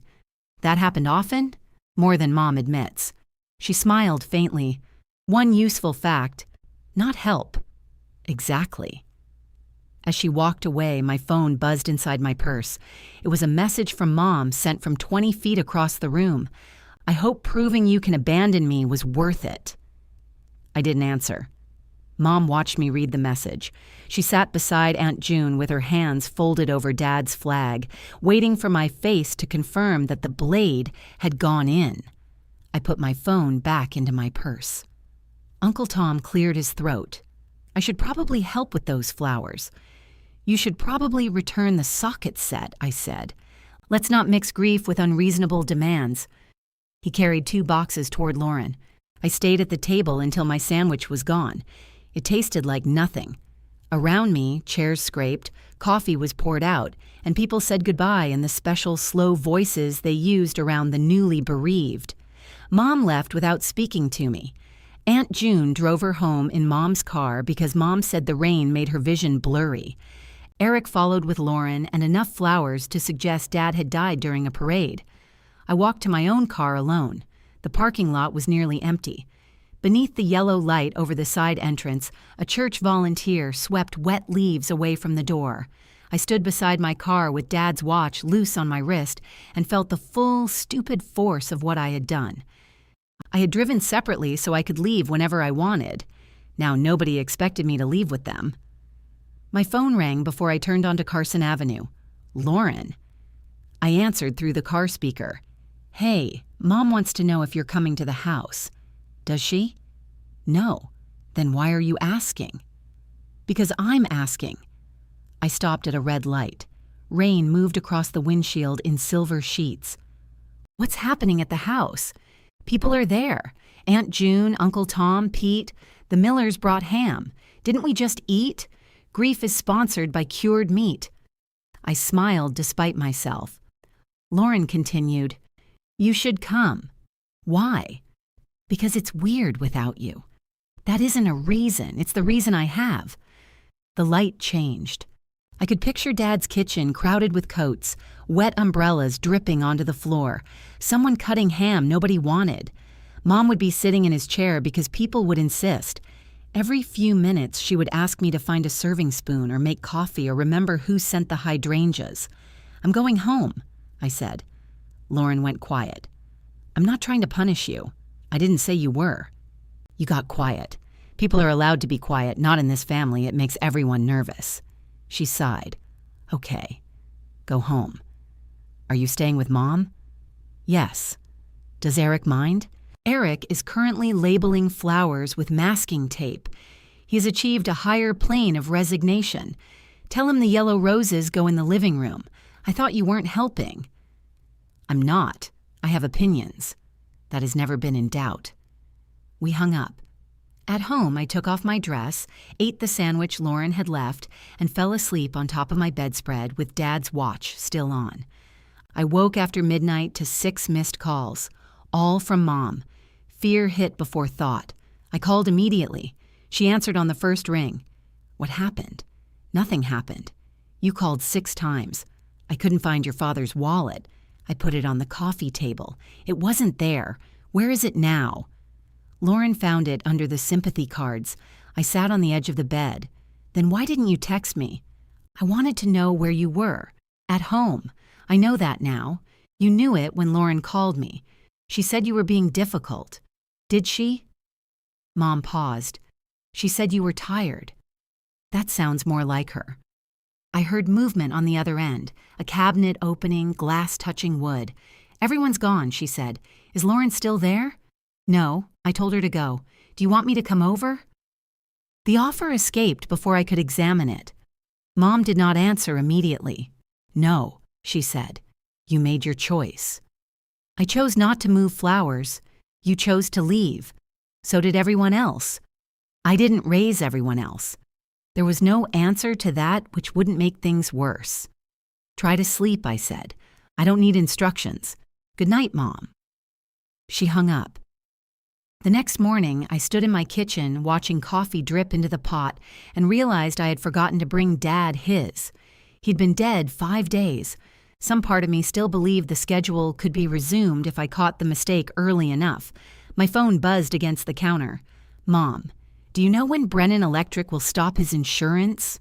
Lauren, where are the death certificates? Mom, the oxygen company called again.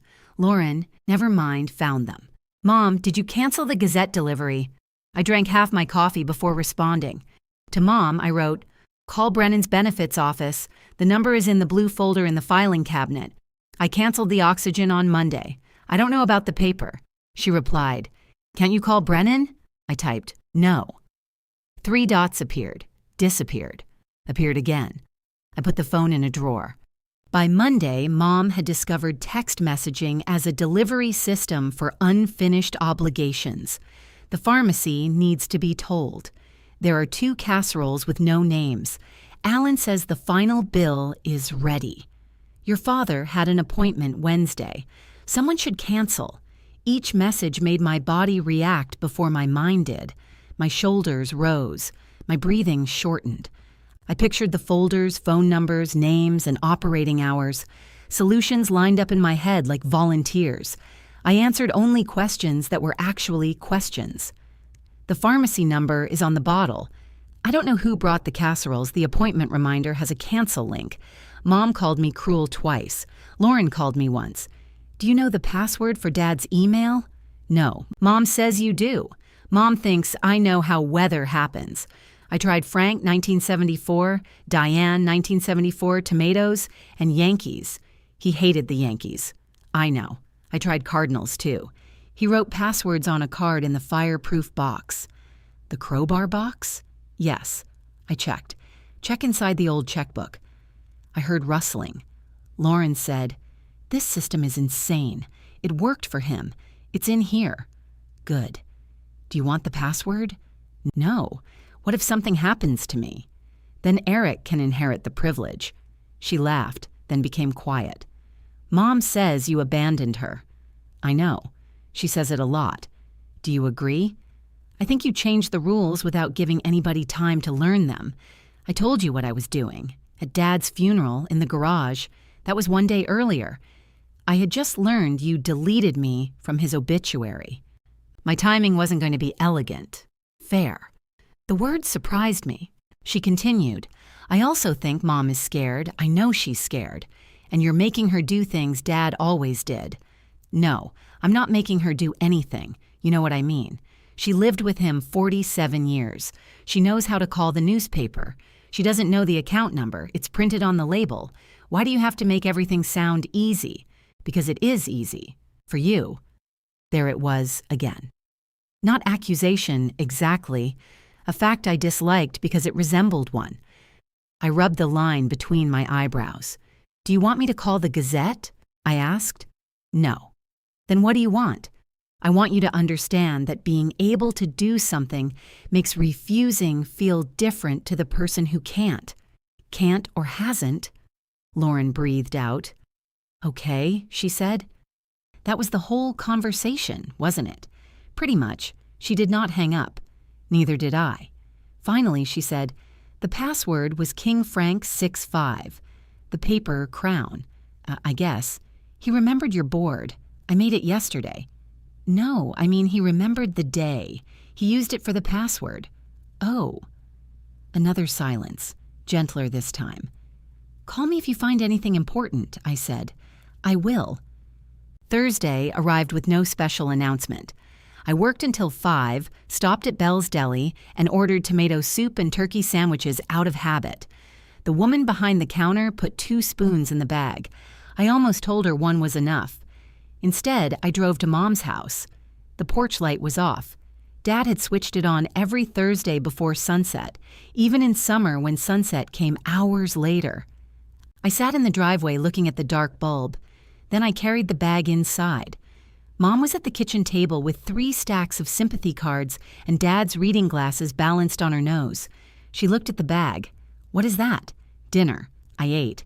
The microwave clock said 5:42. What did you eat? I don't need an audit. I brought soup. Your father liked tomato. So do you. No, I tolerate it. I set the bag on the counter. The kitchen still smelled faintly of funeral flowers. Yellow roses filled Dad's old iced tea pitcher by the sink. Mom removed the glasses. You don't have to keep doing Thursdays. I know. He's not here. I know. Then why are you here? The question was sharper than grief required. I took off my coat. To see you. She looked down at the cards. You haven't called in 4 days. You've called me 11 times. Not to talk. No, to assign. Mom's fingers tightened around a sympathy card. I have things that need to be done. I came to have dinner. I said I ate. Then I'll eat, and you can sit with me. I have thank you notes. Those can wait 20 minutes. You don't get to decide what can wait. I pulled out a chair but didn't sit. Mom, do you want me here? I wanted you here Friday to move flowers, to be my daughter. I was your daughter when I was sitting 20 feet away. You were making a spectacle. Nobody noticed except you. I noticed. We stood on opposite sides of the kitchen table. Dad's fast clock ticked between us, still 7 minutes ahead. Mom looked toward the deli bag. Did you get turkey? Yes. No mayonnaise? Yes. She folded the card in her hand, then flattened it again. Your father would complain the soup was too salty. He always added salt. That was different. I sat. Mom brought 2 bowls from the cabinet. We ate without saying grace, because Dad had always done it, and neither of us wanted to discover what happened if we tried. Halfway through the soup, Mom said, the porch light burned out. It's probably just the bulb. Your father said it was the wiring. He was wrong last time. I don't know where the bulbs are. In the pantry, top shelf. She waited. I knew what she was waiting for. Do you want me to change it? I asked. Her eyes lifted. No, she said. I want you to show me how. She brought the step stool from the laundry room before I could offer. It was the small folding one with a dent in the second step. Dad had once blamed me for the dent until Mom reminded him he had backed over it with the Buick. She opened it beneath the pantry shelf. Hold this. I steadied the stool while she climbed. You know, I said, showing you how would involve you doing all the steps. I am doing the steps. You made me find the bulb. You told me where it was. That is not the same as finding it. She reached onto the shelf and knocked down a package of napkins, 2 birthday candles, and a can of furniture polish. The bulbs are behind the flower, I said. Why are light bulbs behind flower? Dad. That is not an answer. It has answered a lot of questions. Her hand found the box. She climbed down, holding it like a trophy. Outside, I showed her how the porch fixture opened. It did not require tools, though Dad had kept a screwdriver beside the front door for the task and performed it with the seriousness of surgery. Mom removed the glass cover and handed it to me. Left, I said. I know how to unscrew a bulb. You asked me to show you. I asked you to show me the fixture. She twisted the dead bulb out, fitted the new one, and flipped the switch. The porch filled with yellow light. Mom looked up at it. "That's too bright. It's the same wattage. It looks brighter. The old bulb was dying. So was your father. He didn't become brighter." I stared at her. She stared back. Then she laughed. It startled both of us. She covered her mouth with one hand, but the laugh kept coming. I started too. We stood beneath Dad's newly repaired porch light, laughing at something terrible until Mom's laughter tipped into crying. I put the glass cover on the porch step and held her. She pressed her face against my shoulder. "I don't know how to do any of this," she said. "You just changed a bulb. That isn't what I mean." "I know." Her hands clutched the back of my coat. She felt smaller than she had in the hospital, smaller than she had at the funeral. After a minute, she pulled away and wiped her face. "If I learn everything," she asked, "will you stop coming?" The question cut through every answer I had prepared. "No." "Then why are you making me learn? So I know you want me, not just the person who can change the bulb. That is a very selfish distinction. It matters to me." Mom retrieved the glass cover. "Your father never made me explain why I needed him. Dad liked being needed. So do you." I thought of Lauren saying the same thing in the garage. "Sometimes," I admitted. Mom screwed the cover into place. "Then I don't understand why we're doing this. Because I want to like being here too." She looked at me as if I had spoken in another language. We finished our soup. When I left, the porch light stayed on behind me. The next afternoon, Mom called while I was at work. "I have 26 thank you notes left," she said. "Okay, the Millers sent flowers and ham. Is that one note or two?" "One is probably fine. What should I write?" "Thank you for the flowers and ham." That sounds cold. Add lovely. "To the ham?" I smiled. "Sure." She didn't. "I thought you might come help tonight. I was there last night." "There is no weekly limit." "No, I just have plans." "What plans?" "Dinner with Cheryl." Cheryl worked 2 desks from me and had been inviting me to Thursday trivia for nearly a year. It was Friday, there was no trivia, and we had made the dinner plan 19 minutes earlier. I still heard myself defending it as though I were applying for leave. Mom sighed. "Of course." "What does that mean?" "Nothing." "Mom, are you calling because you want to talk to me or because you want me to write thank you notes? I am trying to talk to you about the thank you notes. That's not the same. I cannot pass one of your tests every time I call. It's one question. It's insulting. Then answer it." She hung up. I stood beside my desk holding the phone until Cheryl rolled her chair into the aisle. "Everything all right?" "No. Want me to cancel?" The ease of the offer made me recognize the trap. "No," I said. "I want tacos." "Good. I already lied to my husband and said you picked the place." "I haven't picked a place." "Exactly. Now he can't blame me. At dinner I talked about Dad for 17 straight minutes without realizing it. Cheryl listened, stole chips from my side of the basket, and asked whether he had always been funny. "Yes," I said, especially when he was avoiding sincerity. So funny all the time, basically. My phone stayed face down. When I checked it in the parking lot, there were no messages from Mom. That hurt too. The new arrangement developed badly. Mom called with requests disguised as observations. "The recycling is very full. The bank closes at 4. There is ice on the side steps." I answered with information instead of labor. "Pickup is Tuesday. Go tomorrow. There's salt in the garage." Sometimes she hung up. Sometimes she did the thing herself.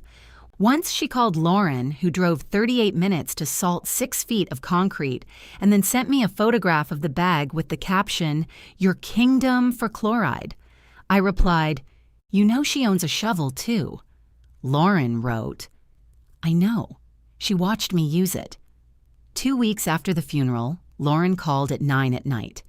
"I need you to take Mom to the bank tomorrow. I'm working." "So am I. Then she can go alone." She says she can't. "Why?" She says Dad handled the account. That doesn't prevent her from entering a bank. Mara. What? I have been to her house every day this week. Okay, I drove her to Brennan, the Social Security office, and the cemetery because she thought the temporary marker was crooked. Was it? That is not the point. It probably was. She has called me 17 times today. I'm sorry.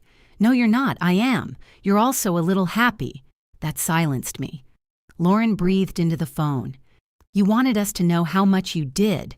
We know. I wanted you to stop acting like it didn't count. Congratulations. It counts. It is exhausting, and half of it is stupid, and Mom asks for things she could do herself because she doesn't want to be the only person standing in a room without Dad. I sat on my couch with my feet tucked beneath me. You're right. I don't need you to say I'm right. I need you to go to the bank. No. She laughed bitterly. Unbelievable. I'll call Mom tonight. I'll explain what documents to bring. I won't take off work. You took off work for Dad. Yes, I knew you'd say that, because it matters. Everything matters when you need it to. She hung up. I called Mom. She rejected the call. I called again. What? Lauren says you need to go to the bank. I thought you weren't doing errands. I'm not. I'm going to tell you what to bring. Lauren said she would take me. Lauren is working. So are you. Yes. A pause. You used to make time, Mom said. For Dad's medical appointments. This is important too. It is. You can do it. I don't know what to say. Tell them Frank died and you need to update the account. What if they ask for something I don't have? Ask what they need, then go home and get it. That would mean going twice. Yes. Mom was silent long enough that I checked the screen. Finally, she said, Your father would have gone with me. I know. I don't want to sit there and say he died to a stranger. The request beneath the request became visible. I closed my eyes. I can go with you at 4:15, I said. I won't do the talking unless you get stuck. The bank closes at 5. Then wear fast shoes. She gave a small, unwilling laugh. We went together. Mom spoke to the banker herself. She cried when she handed over Dad's death certificate, accepted a tissue, and kept talking. I sat beside her and said nothing until the banker asked a question about an automatic payment Mom did not recognize. It's the Gazette, I said, the subscription. Mom turned toward me. Cancel it, she said. The words felt larger than the newspaper. Are you sure? He only read it to find mistakes. Calvin will miss him. So will the zoning board. She signed the form. On the way out, Mom stopped beside my car. Dinner Thursday? I looked at her. Are you inviting me? I asked, or scheduling me? Her mouth tightened. Then she tried again. Would you like to have dinner with me Thursday? Yes. Bring something that isn't tomato soup. Now you're scheduling. I am allowed preferences. We settled into Thursdays, though neither of us named them as a rule. Some weeks were almost good. We ate takeout, watched game shows, and talked about Dad without turning every memory into evidence. Other weeks, Mom saved a list of tasks until I arrived and became offended when I asked her to choose one. Lauren came when she could. She was less charming when she was tired and more honest when charm failed. Once she arrived carrying 3 folders, a box of checks, and Dad's navy cardigan folded over her arm. I'm taking this, she announced. Mom looked up from the table. It's too big for you. That's the point. I recognized it immediately. Dad wore that cardigan on Thursdays when the house was cold and refused to turn up the heat. Lauren put it on. The sleeves covered her hands. She pulled the collar to her nose and closed her eyes. I wanted it so suddenly that my chest hurt. She opened her eyes and caught me looking. What? Nothing. You have his watch. I know. So I can have this. I didn't say you couldn't. You made a face. I have a face. It does things. Mom stood. Please don't fight over his clothes. We're not, Lauren said. But she took the cardigan off, folded it carefully, and placed it inside her bag as though protecting it from me. The next Saturday, Mom decided we needed to sort the rest. When I arrived, she had taped a sheet of paper to the living room wall. Keep, donate, trash, Mara. I read the last category twice. Mom came in carrying Dad's old work boots. What? Why am I a disposal method? You know what has value? So do you, not the way you do. Lauren entered behind her wearing Dad's cardigan. She looked at the sign and laughed. Congratulations, she said. You finally got your own section. I don't want a section. Mom set the boots beneath Donate. Everybody needs a section. Lauren doesn't have one. She's wearing hers. Lauren pulled the cardigan tighter around herself. I'm Switzerland. You deleted me from an obituary, I said. You're not Switzerland. Fine. Italy. Better clothes. Mom closed her eyes. Can we please get through one box without discussing the obituary? We haven't opened a box, Lauren said. That is how little faith I have. The first box contained 43 electrical cords, none of which matched any device in the house. Dad had labeled several with strips of masking tape. Maybe camera. Not camera. Good one. Lauren held up a tangled black cable. What do we do with this? Trash, I said. Mom took it from her. That might be important. For what? I don't know. That is the issue. It goes to something he stopped owning in 2008. How can you tell? The plug. Mom placed it beneath keep. At that rate, death was going to change nothing except the location of Dad's clutter. We developed a system. I identified objects. Mom overruled me. Lauren moved half of Mom's keep pile into Donate when Mom left the room. By noon, we had cleared one shelf and filled 3 bags with shirts Mom insisted were too worn to give away and too good to throw out. So they're what? Lauren asked. Ghost laundry? Mom folded a flannel shirt across her knees. Your father wore this to the lake. He wore everything to the lake, I said. No, this was the blue one. They're all blue. This has green. Lauren leaned toward me. Do you see green? Don't involve me. Mom held the shirt against her chest, then put it in keep. We found Dad's work badge from Brennan Electric, a jar of screws sorted by size, 6 pocket knives, and a restaurant menu from a place that had burned down 15 years earlier. Lauren wanted the badge. Mom wanted the menu. I took 1 pocket knife because Dad had used it to open every birthday present, including gift cards. Mom handed me his tax folders. No, they're important. So keep them. You understand them. I do not want Dad's taxes as a memento. Nobody said memento. Then why are they in my pile? Mom looked toward the paper taped to the wall. Mara means things you should handle. I thought Mara meant things with value. Paperwork has value. Then put it under keep. This is exactly why I made categories. This is exactly why I objected to being one. Lauren crouched beside an open box and pretended to examine a screwdriver with intense concentration. Mom held out the folders. Someone needs to keep them for 7 years. You keep them. Where? In the filing cabinet they came from. What if I move? Are you moving? I might. Where? I don't know. That is not the point. I looked at the folders, then at her. What are you asking me to do? Take them. No. What are you actually asking? Mom's jaw tightened. I cannot have every request turned into a psychological investigation. Then don't put my name on a trash pile. Lauren set down the screwdriver. She has a point. Mom turned. You stay out of this. I was trying.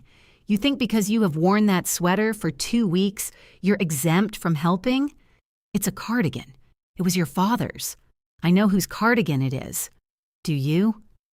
The room went still. Lauren stood slowly.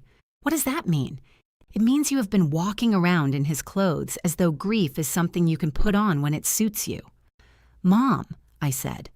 No. She came when she felt like it while he was alive. Now she wants his favorite sweater. It wasn't his favorite, I said automatically. Both of them looked at me. I wished I could pull the sentence back. Lauren's hands went to the cardigan buttons. Which one was? The gray zip-up. Where is it? Mom looked toward the hallway. I threw it away. The zipper was broken. Lauren laughed once. So I stole the wrong sacred garment. I didn't say sacred. You didn't have to. She started unbuttoning the cardigan. Keep it on, Mom said. No, apparently I haven't earned it. Lauren, stop making everything dramatic. Dad died. This might be the one situation where dramatic is available. She pulled the cardigan off and laid it across the back of the couch. Without it, she looked oddly unfinished. Mom clutched the tax folders. "I'm trying to divide your father's things fairly." "No," I said. "You're trying to divide us fairly. That's different. What is that supposed to mean?" "Lauren gets something soft. I get 7 years of tax liability."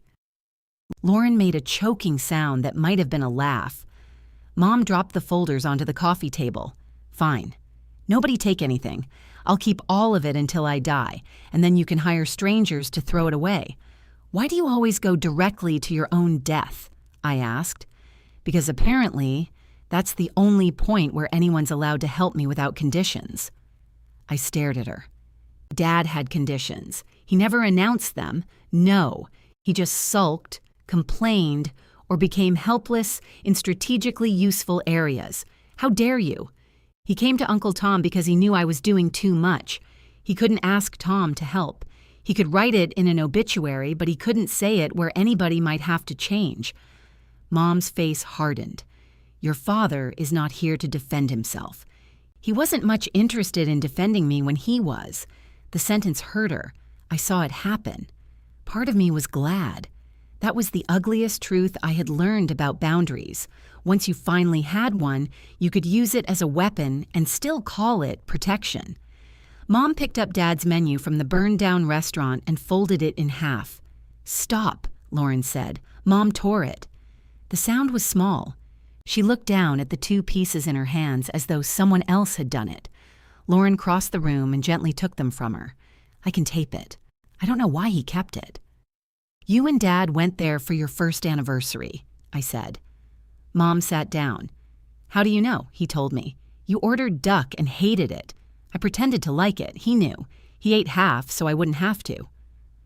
Lauren sat beside her with the torn menu. Mom began to cry without moving her face. Tears simply appeared and ran along the lines beside her mouth. "He knew I hated duck," she said. "Yes, he never said. Apparently that was his specialty." Mom laughed weakly and wiped her cheek. I brought tape from the dining room. Lauren lined up the torn edges while I held them flat. Mom watched us repair a menu for a restaurant that no longer existed. When we finished, the tear remained visible. Mom placed it in keep. We worked more slowly after that. Lauren put the cardigan back on without asking. Mom did not object. I moved the tax folders to the filing cabinet and wrote "discard" after 2032 on the outside. Mom watched me do it. At 2, Eric arrived with sandwiches and a package of heavy-duty donation bags. He surveyed the living room. "How's it going?" "We have successfully disposed of 11 socks," Lauren said. "Pairs?" "No." "Strong start." He kissed her, then looked at the piles. "What should I take?" Mom opened her mouth. I said, "Ask Lauren." Lauren gave me a warning look. Eric wisely chose the box of books. While he loaded the car, Mom handed me a legal pad. On it, she had written, "Call Brennan about pension, return oxygen tanks, cancel Dad's credit card, ask Calvin for extra obituary copies, move truck, choose cemetery stone." I read the list. "Why are you giving me this?" "Because these things still have to happen. Some already happened. Some can wait. Some are yours. I don't know how to do all of them. Lauren and I can show you. I don't want lessons. I want help. Showing you is help." "No, it is making a point. We've done this. And I still don't understand." Lauren came to stand beside us. Mom tapped the page. "Your sister says I'm not allowed to need her. That's not what she says." "Thank you," I said. Lauren held up one finger. "She says you're not allowed to turn every need into her job."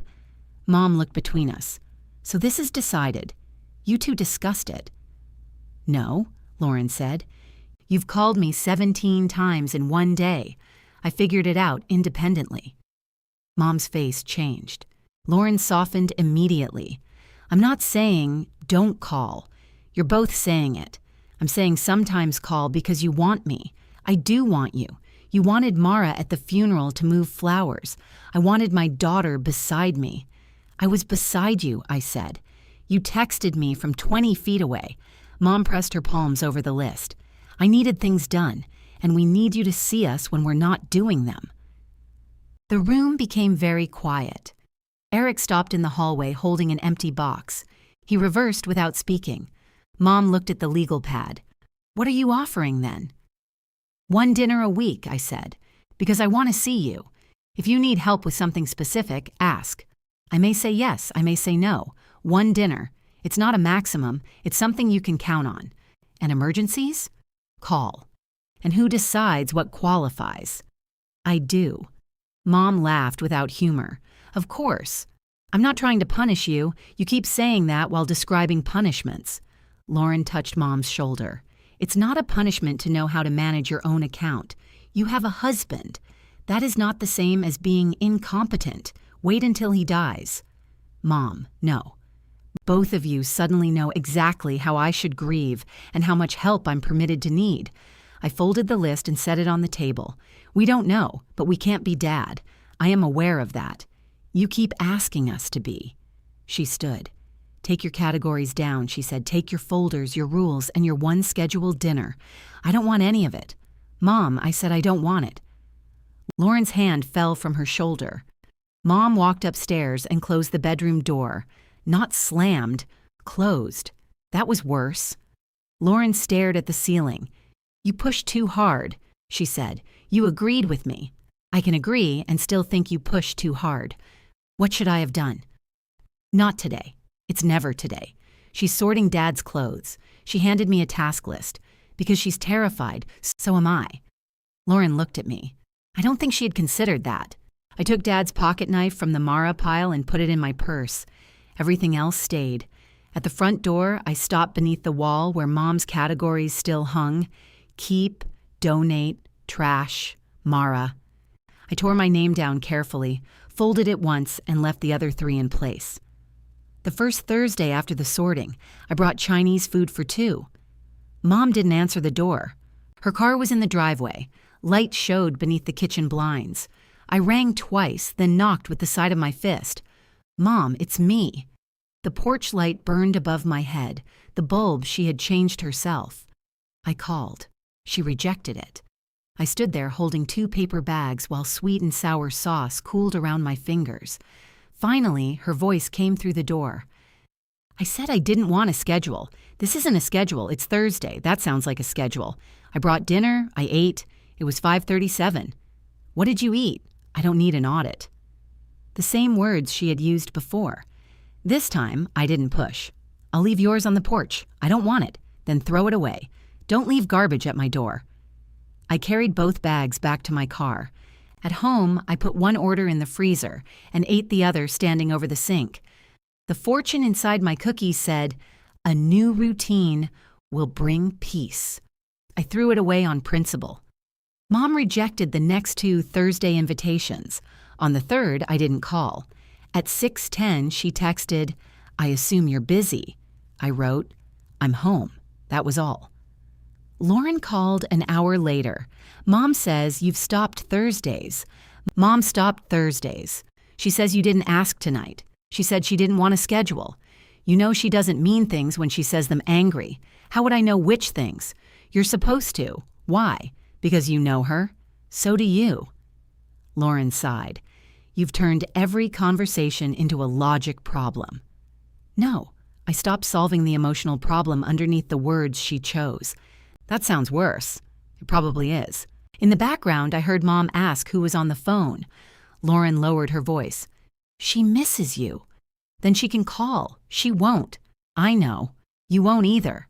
I called 3 Thursdays. That's not the same as calling without a reason. I looked at Dad's watch on my coffee table. I no longer wore it every day. The stopped hands made strangers ask questions I didn't always want to answer. Are you calling without a reason? I asked. No, I'm calling to interfere. At least you're honest. I've had a terrible influence. We talked for 40 minutes, not about Mom's errands or Dad's paperwork.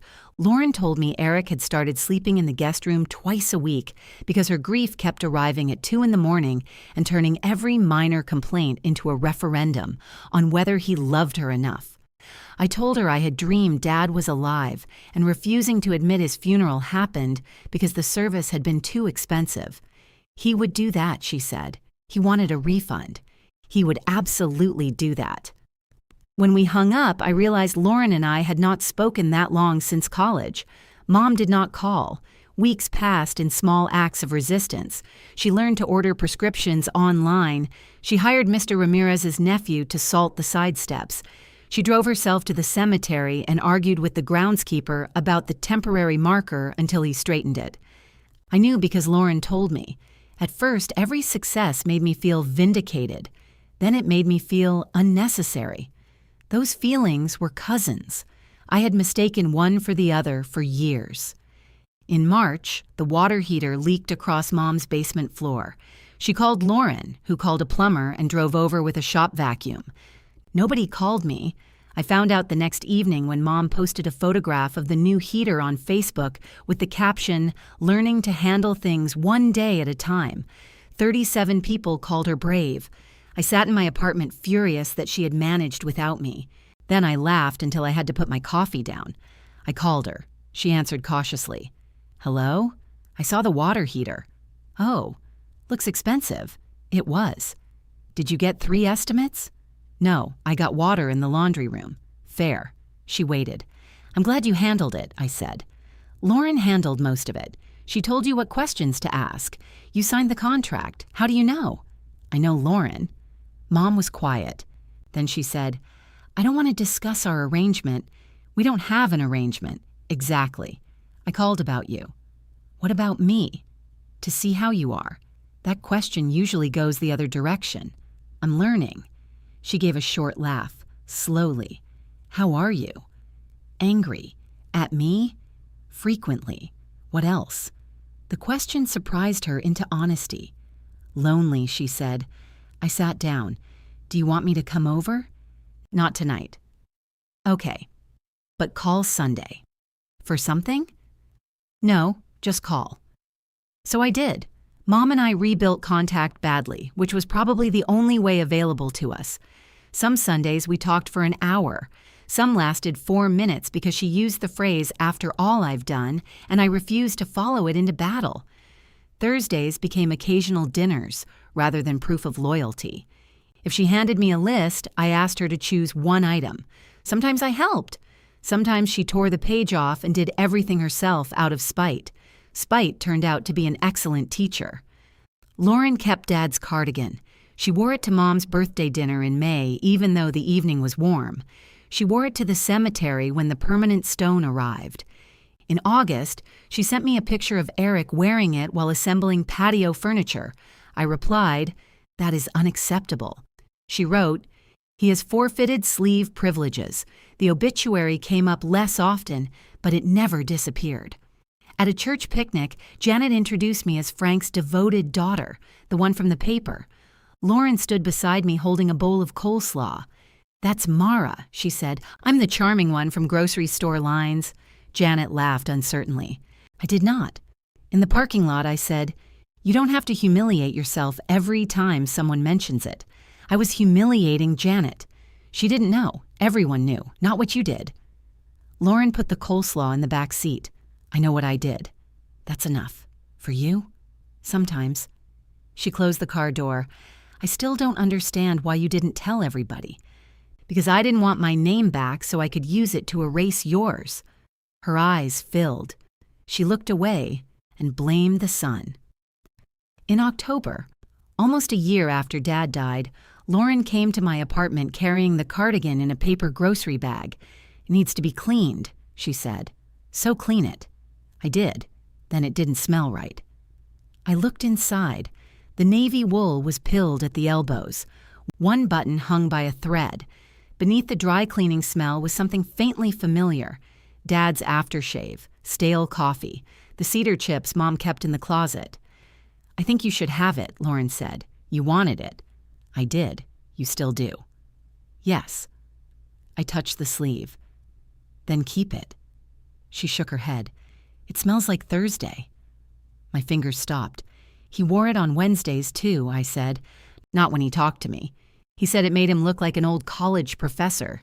He thought that was a compliment. I know. She put the bag into my hands. I took it because I thought if I had something you wanted, it would make us even. Did it? No. It made me feel like I had stolen a blanket. I set the bag on the couch. You didn't steal it. I cut your name out of Dad's obituary. That you stole. She nodded. There were no excuses this time. No word limit, no uneven paragraph, no migraine. I'm sorry, she said. Not because Dad wrote his version, not because Calvin caught mine. I knew exactly what I was doing. I waited.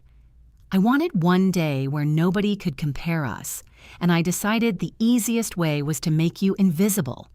The room went very quiet. I can't forgive that because you brought me a sweater, I said. I know.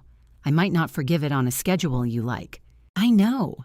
And if you tell Mom we had a beautiful healing moment, I'll deny everything. Lauren smiled through tears. I told her I was bringing you a bag of old towels. That's more believable. She hugged me before she left.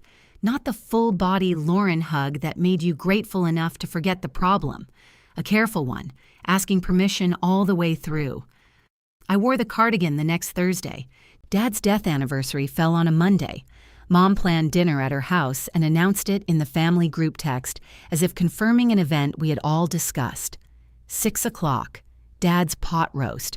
Mara will bring potatoes and handle dessert. Lauren, salad. Eric, wine. I read it twice.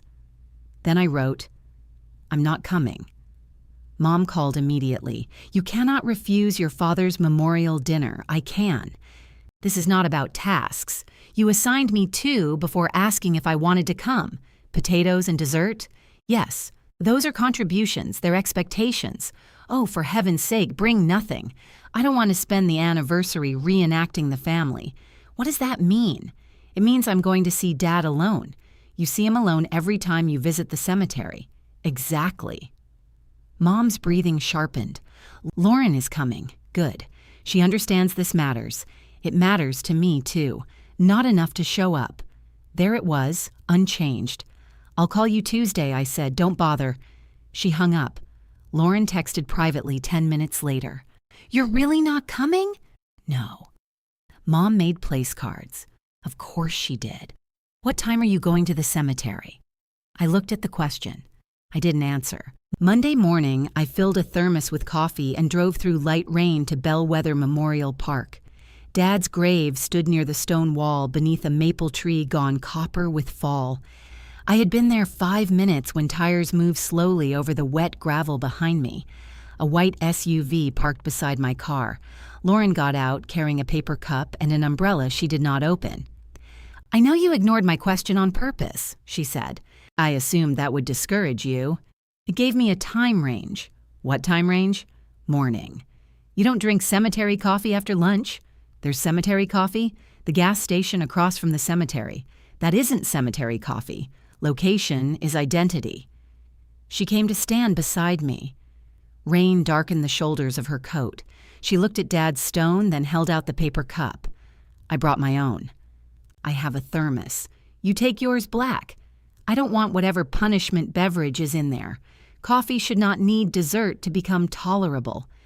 Dad would disagree. Dad once poured vanilla milkshake into decaf and had a wonderful evening. We stood quietly. The stone read, Frank Joseph Bennett, beloved husband, father, brother, friend. Mom had insisted on every role. The engraver had not charged by the word. Lauren touched the wet top of the marker with 2 fingers. I told Mom I'd be late for dinner. Did you tell her you were coming here? No. She'll assume I recruited you into the rebellion. I'm 40. If you recruited me, it was into an established army. I poured coffee into the thermos lid. Lauren looked at my clothes. You're wearing the cardigan. It's cold. It looks better on you. It looks like I mugged a retired professor. Dad would consider that a success. She stepped closer to the stone. Hi, Dad, she said. I had never spoken to him at the cemetery. Whenever people did that in movies, I thought it looked false. Lauren said it as casually as if she had walked into his kitchen. I'm late again. The joke broke under its own weight. She pressed her lips together. You weren't invited, I said. You didn't have to invite me, I mean that day. At the hospital, you didn't know how late it was.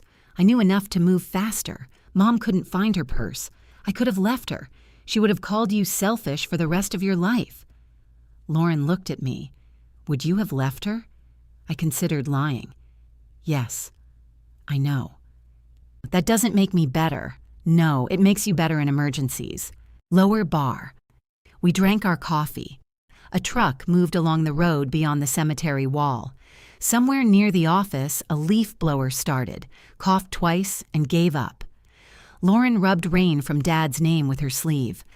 I thought the obituary would make me feel like I got there first, she said. I waited. I got the photograph. I wrote the words. I submitted it. For a few hours, I was the person deciding who Dad had been and who his family was. Yes, she did not soften it. I knew people would notice you weren't there, she continued. I told myself they wouldn't because everybody already knew you. But part of me wanted them to wonder. That's different from what you said before. I know. The rain gathered along the edges of Dad's stone and ran down through the carved letters. What did you want them to wonder? If maybe you weren't as important as they thought. There it was, late but complete. Lauren's face crumpled and she looked away. I'm sorry, she said. I said I was sorry at your apartment, but I didn't say all of it. I wanted to make you invisible for one day because I thought that would make me visible. I stared at the wet grass around my shoes. You were visible, I said. You always were. To Mom. To Dad, too. He wrote that I made grocery lines fun. He wrote that you gave him more stories than a quiet man deserved. That was a nice way to say I exhausted him. You did exhaust him. So did his heart.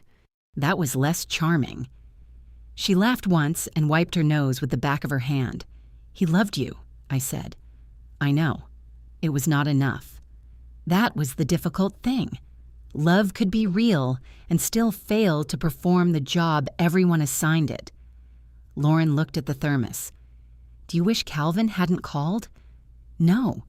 Even after all this, if he hadn't, I'd think Dad didn't see me.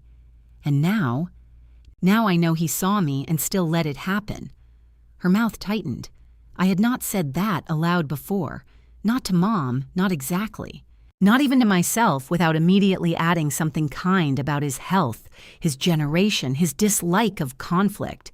He wrote that he wasn't brave enough, Lauren said, after he was safely dead. That sounds like Dad. It does. I sat on the low stone border beneath the maple tree. Lauren sat beside me. I loved him, I said. I don't want to turn him into the villain because he failed me.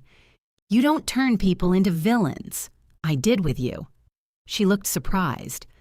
For a while, I continued, it was easier to tell myself you took everything and I gave everything. Then I didn't have to think about how much I liked being the person Dad needed. You liked being with him. I liked being necessary. Those aren't opposites. No. A wet leaf landed on Lauren's knee. She picked it up by the stem. I would have helped more if you'd asked differently, she said. You would have canceled differently. Probably. I also didn't want to ask. If you helped, I couldn't resent you as cleanly. That's very unhealthy. We're at a cemetery arguing about grocery store charm. Fair. She turned the leaf between her fingers. Mom said something last night. That narrows nothing. She said Dad never defended you because he was afraid she'd hear it as criticism of her. I'm sure she would have. She said that doesn't excuse him. I looked at Lauren. Mom said that? She cried immediately after and accused me of tricking her into admitting it. That sounds more like Mom. She knows. Knowing isn't the same as changing. No. But she salted her own steps. Mr. Ramirez's nephew salted them. She hired him. That counts. The rain thinned until it was more mist than weather. Lauren stood and brushed damp leaves from her coat. Are you sure you won't come tonight? Yes. Mom bought place cards. I heard. She put Dad's at the head of the table. That pulled the air from my chest. Is that supposed to change my mind? No. It changed mine. Are you not going? I'm going to remove the place card before dinner. I almost told her Mom would be furious. Lauren knew. She's trying to keep him in the family system, I said. So are we. She looked at the grave. What are we supposed to do instead? Nothing correctly. That's terrible advice. It's all I have. Lauren set her empty cup beside my thermos, then faced Dad's stone. I'm going to dinner, she told him. I'm not bringing salad. I laughed. Mom assigned it, she explained to the dead man. It's a boundary. She'll have lettuce, I said. Then she has a salad. Lauren touched Dad's name one last time.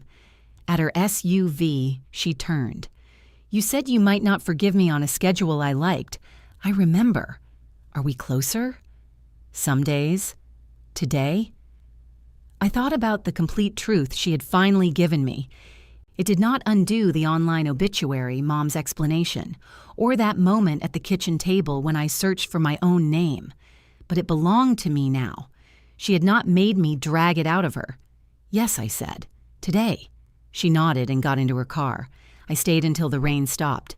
Before I left, I poured the rest of the coffee into the grass beside Dad's stone. Too cold anyway, I said. He would have complained about wasting it. My phone rang as I pulled into my apartment parking lot. Mom.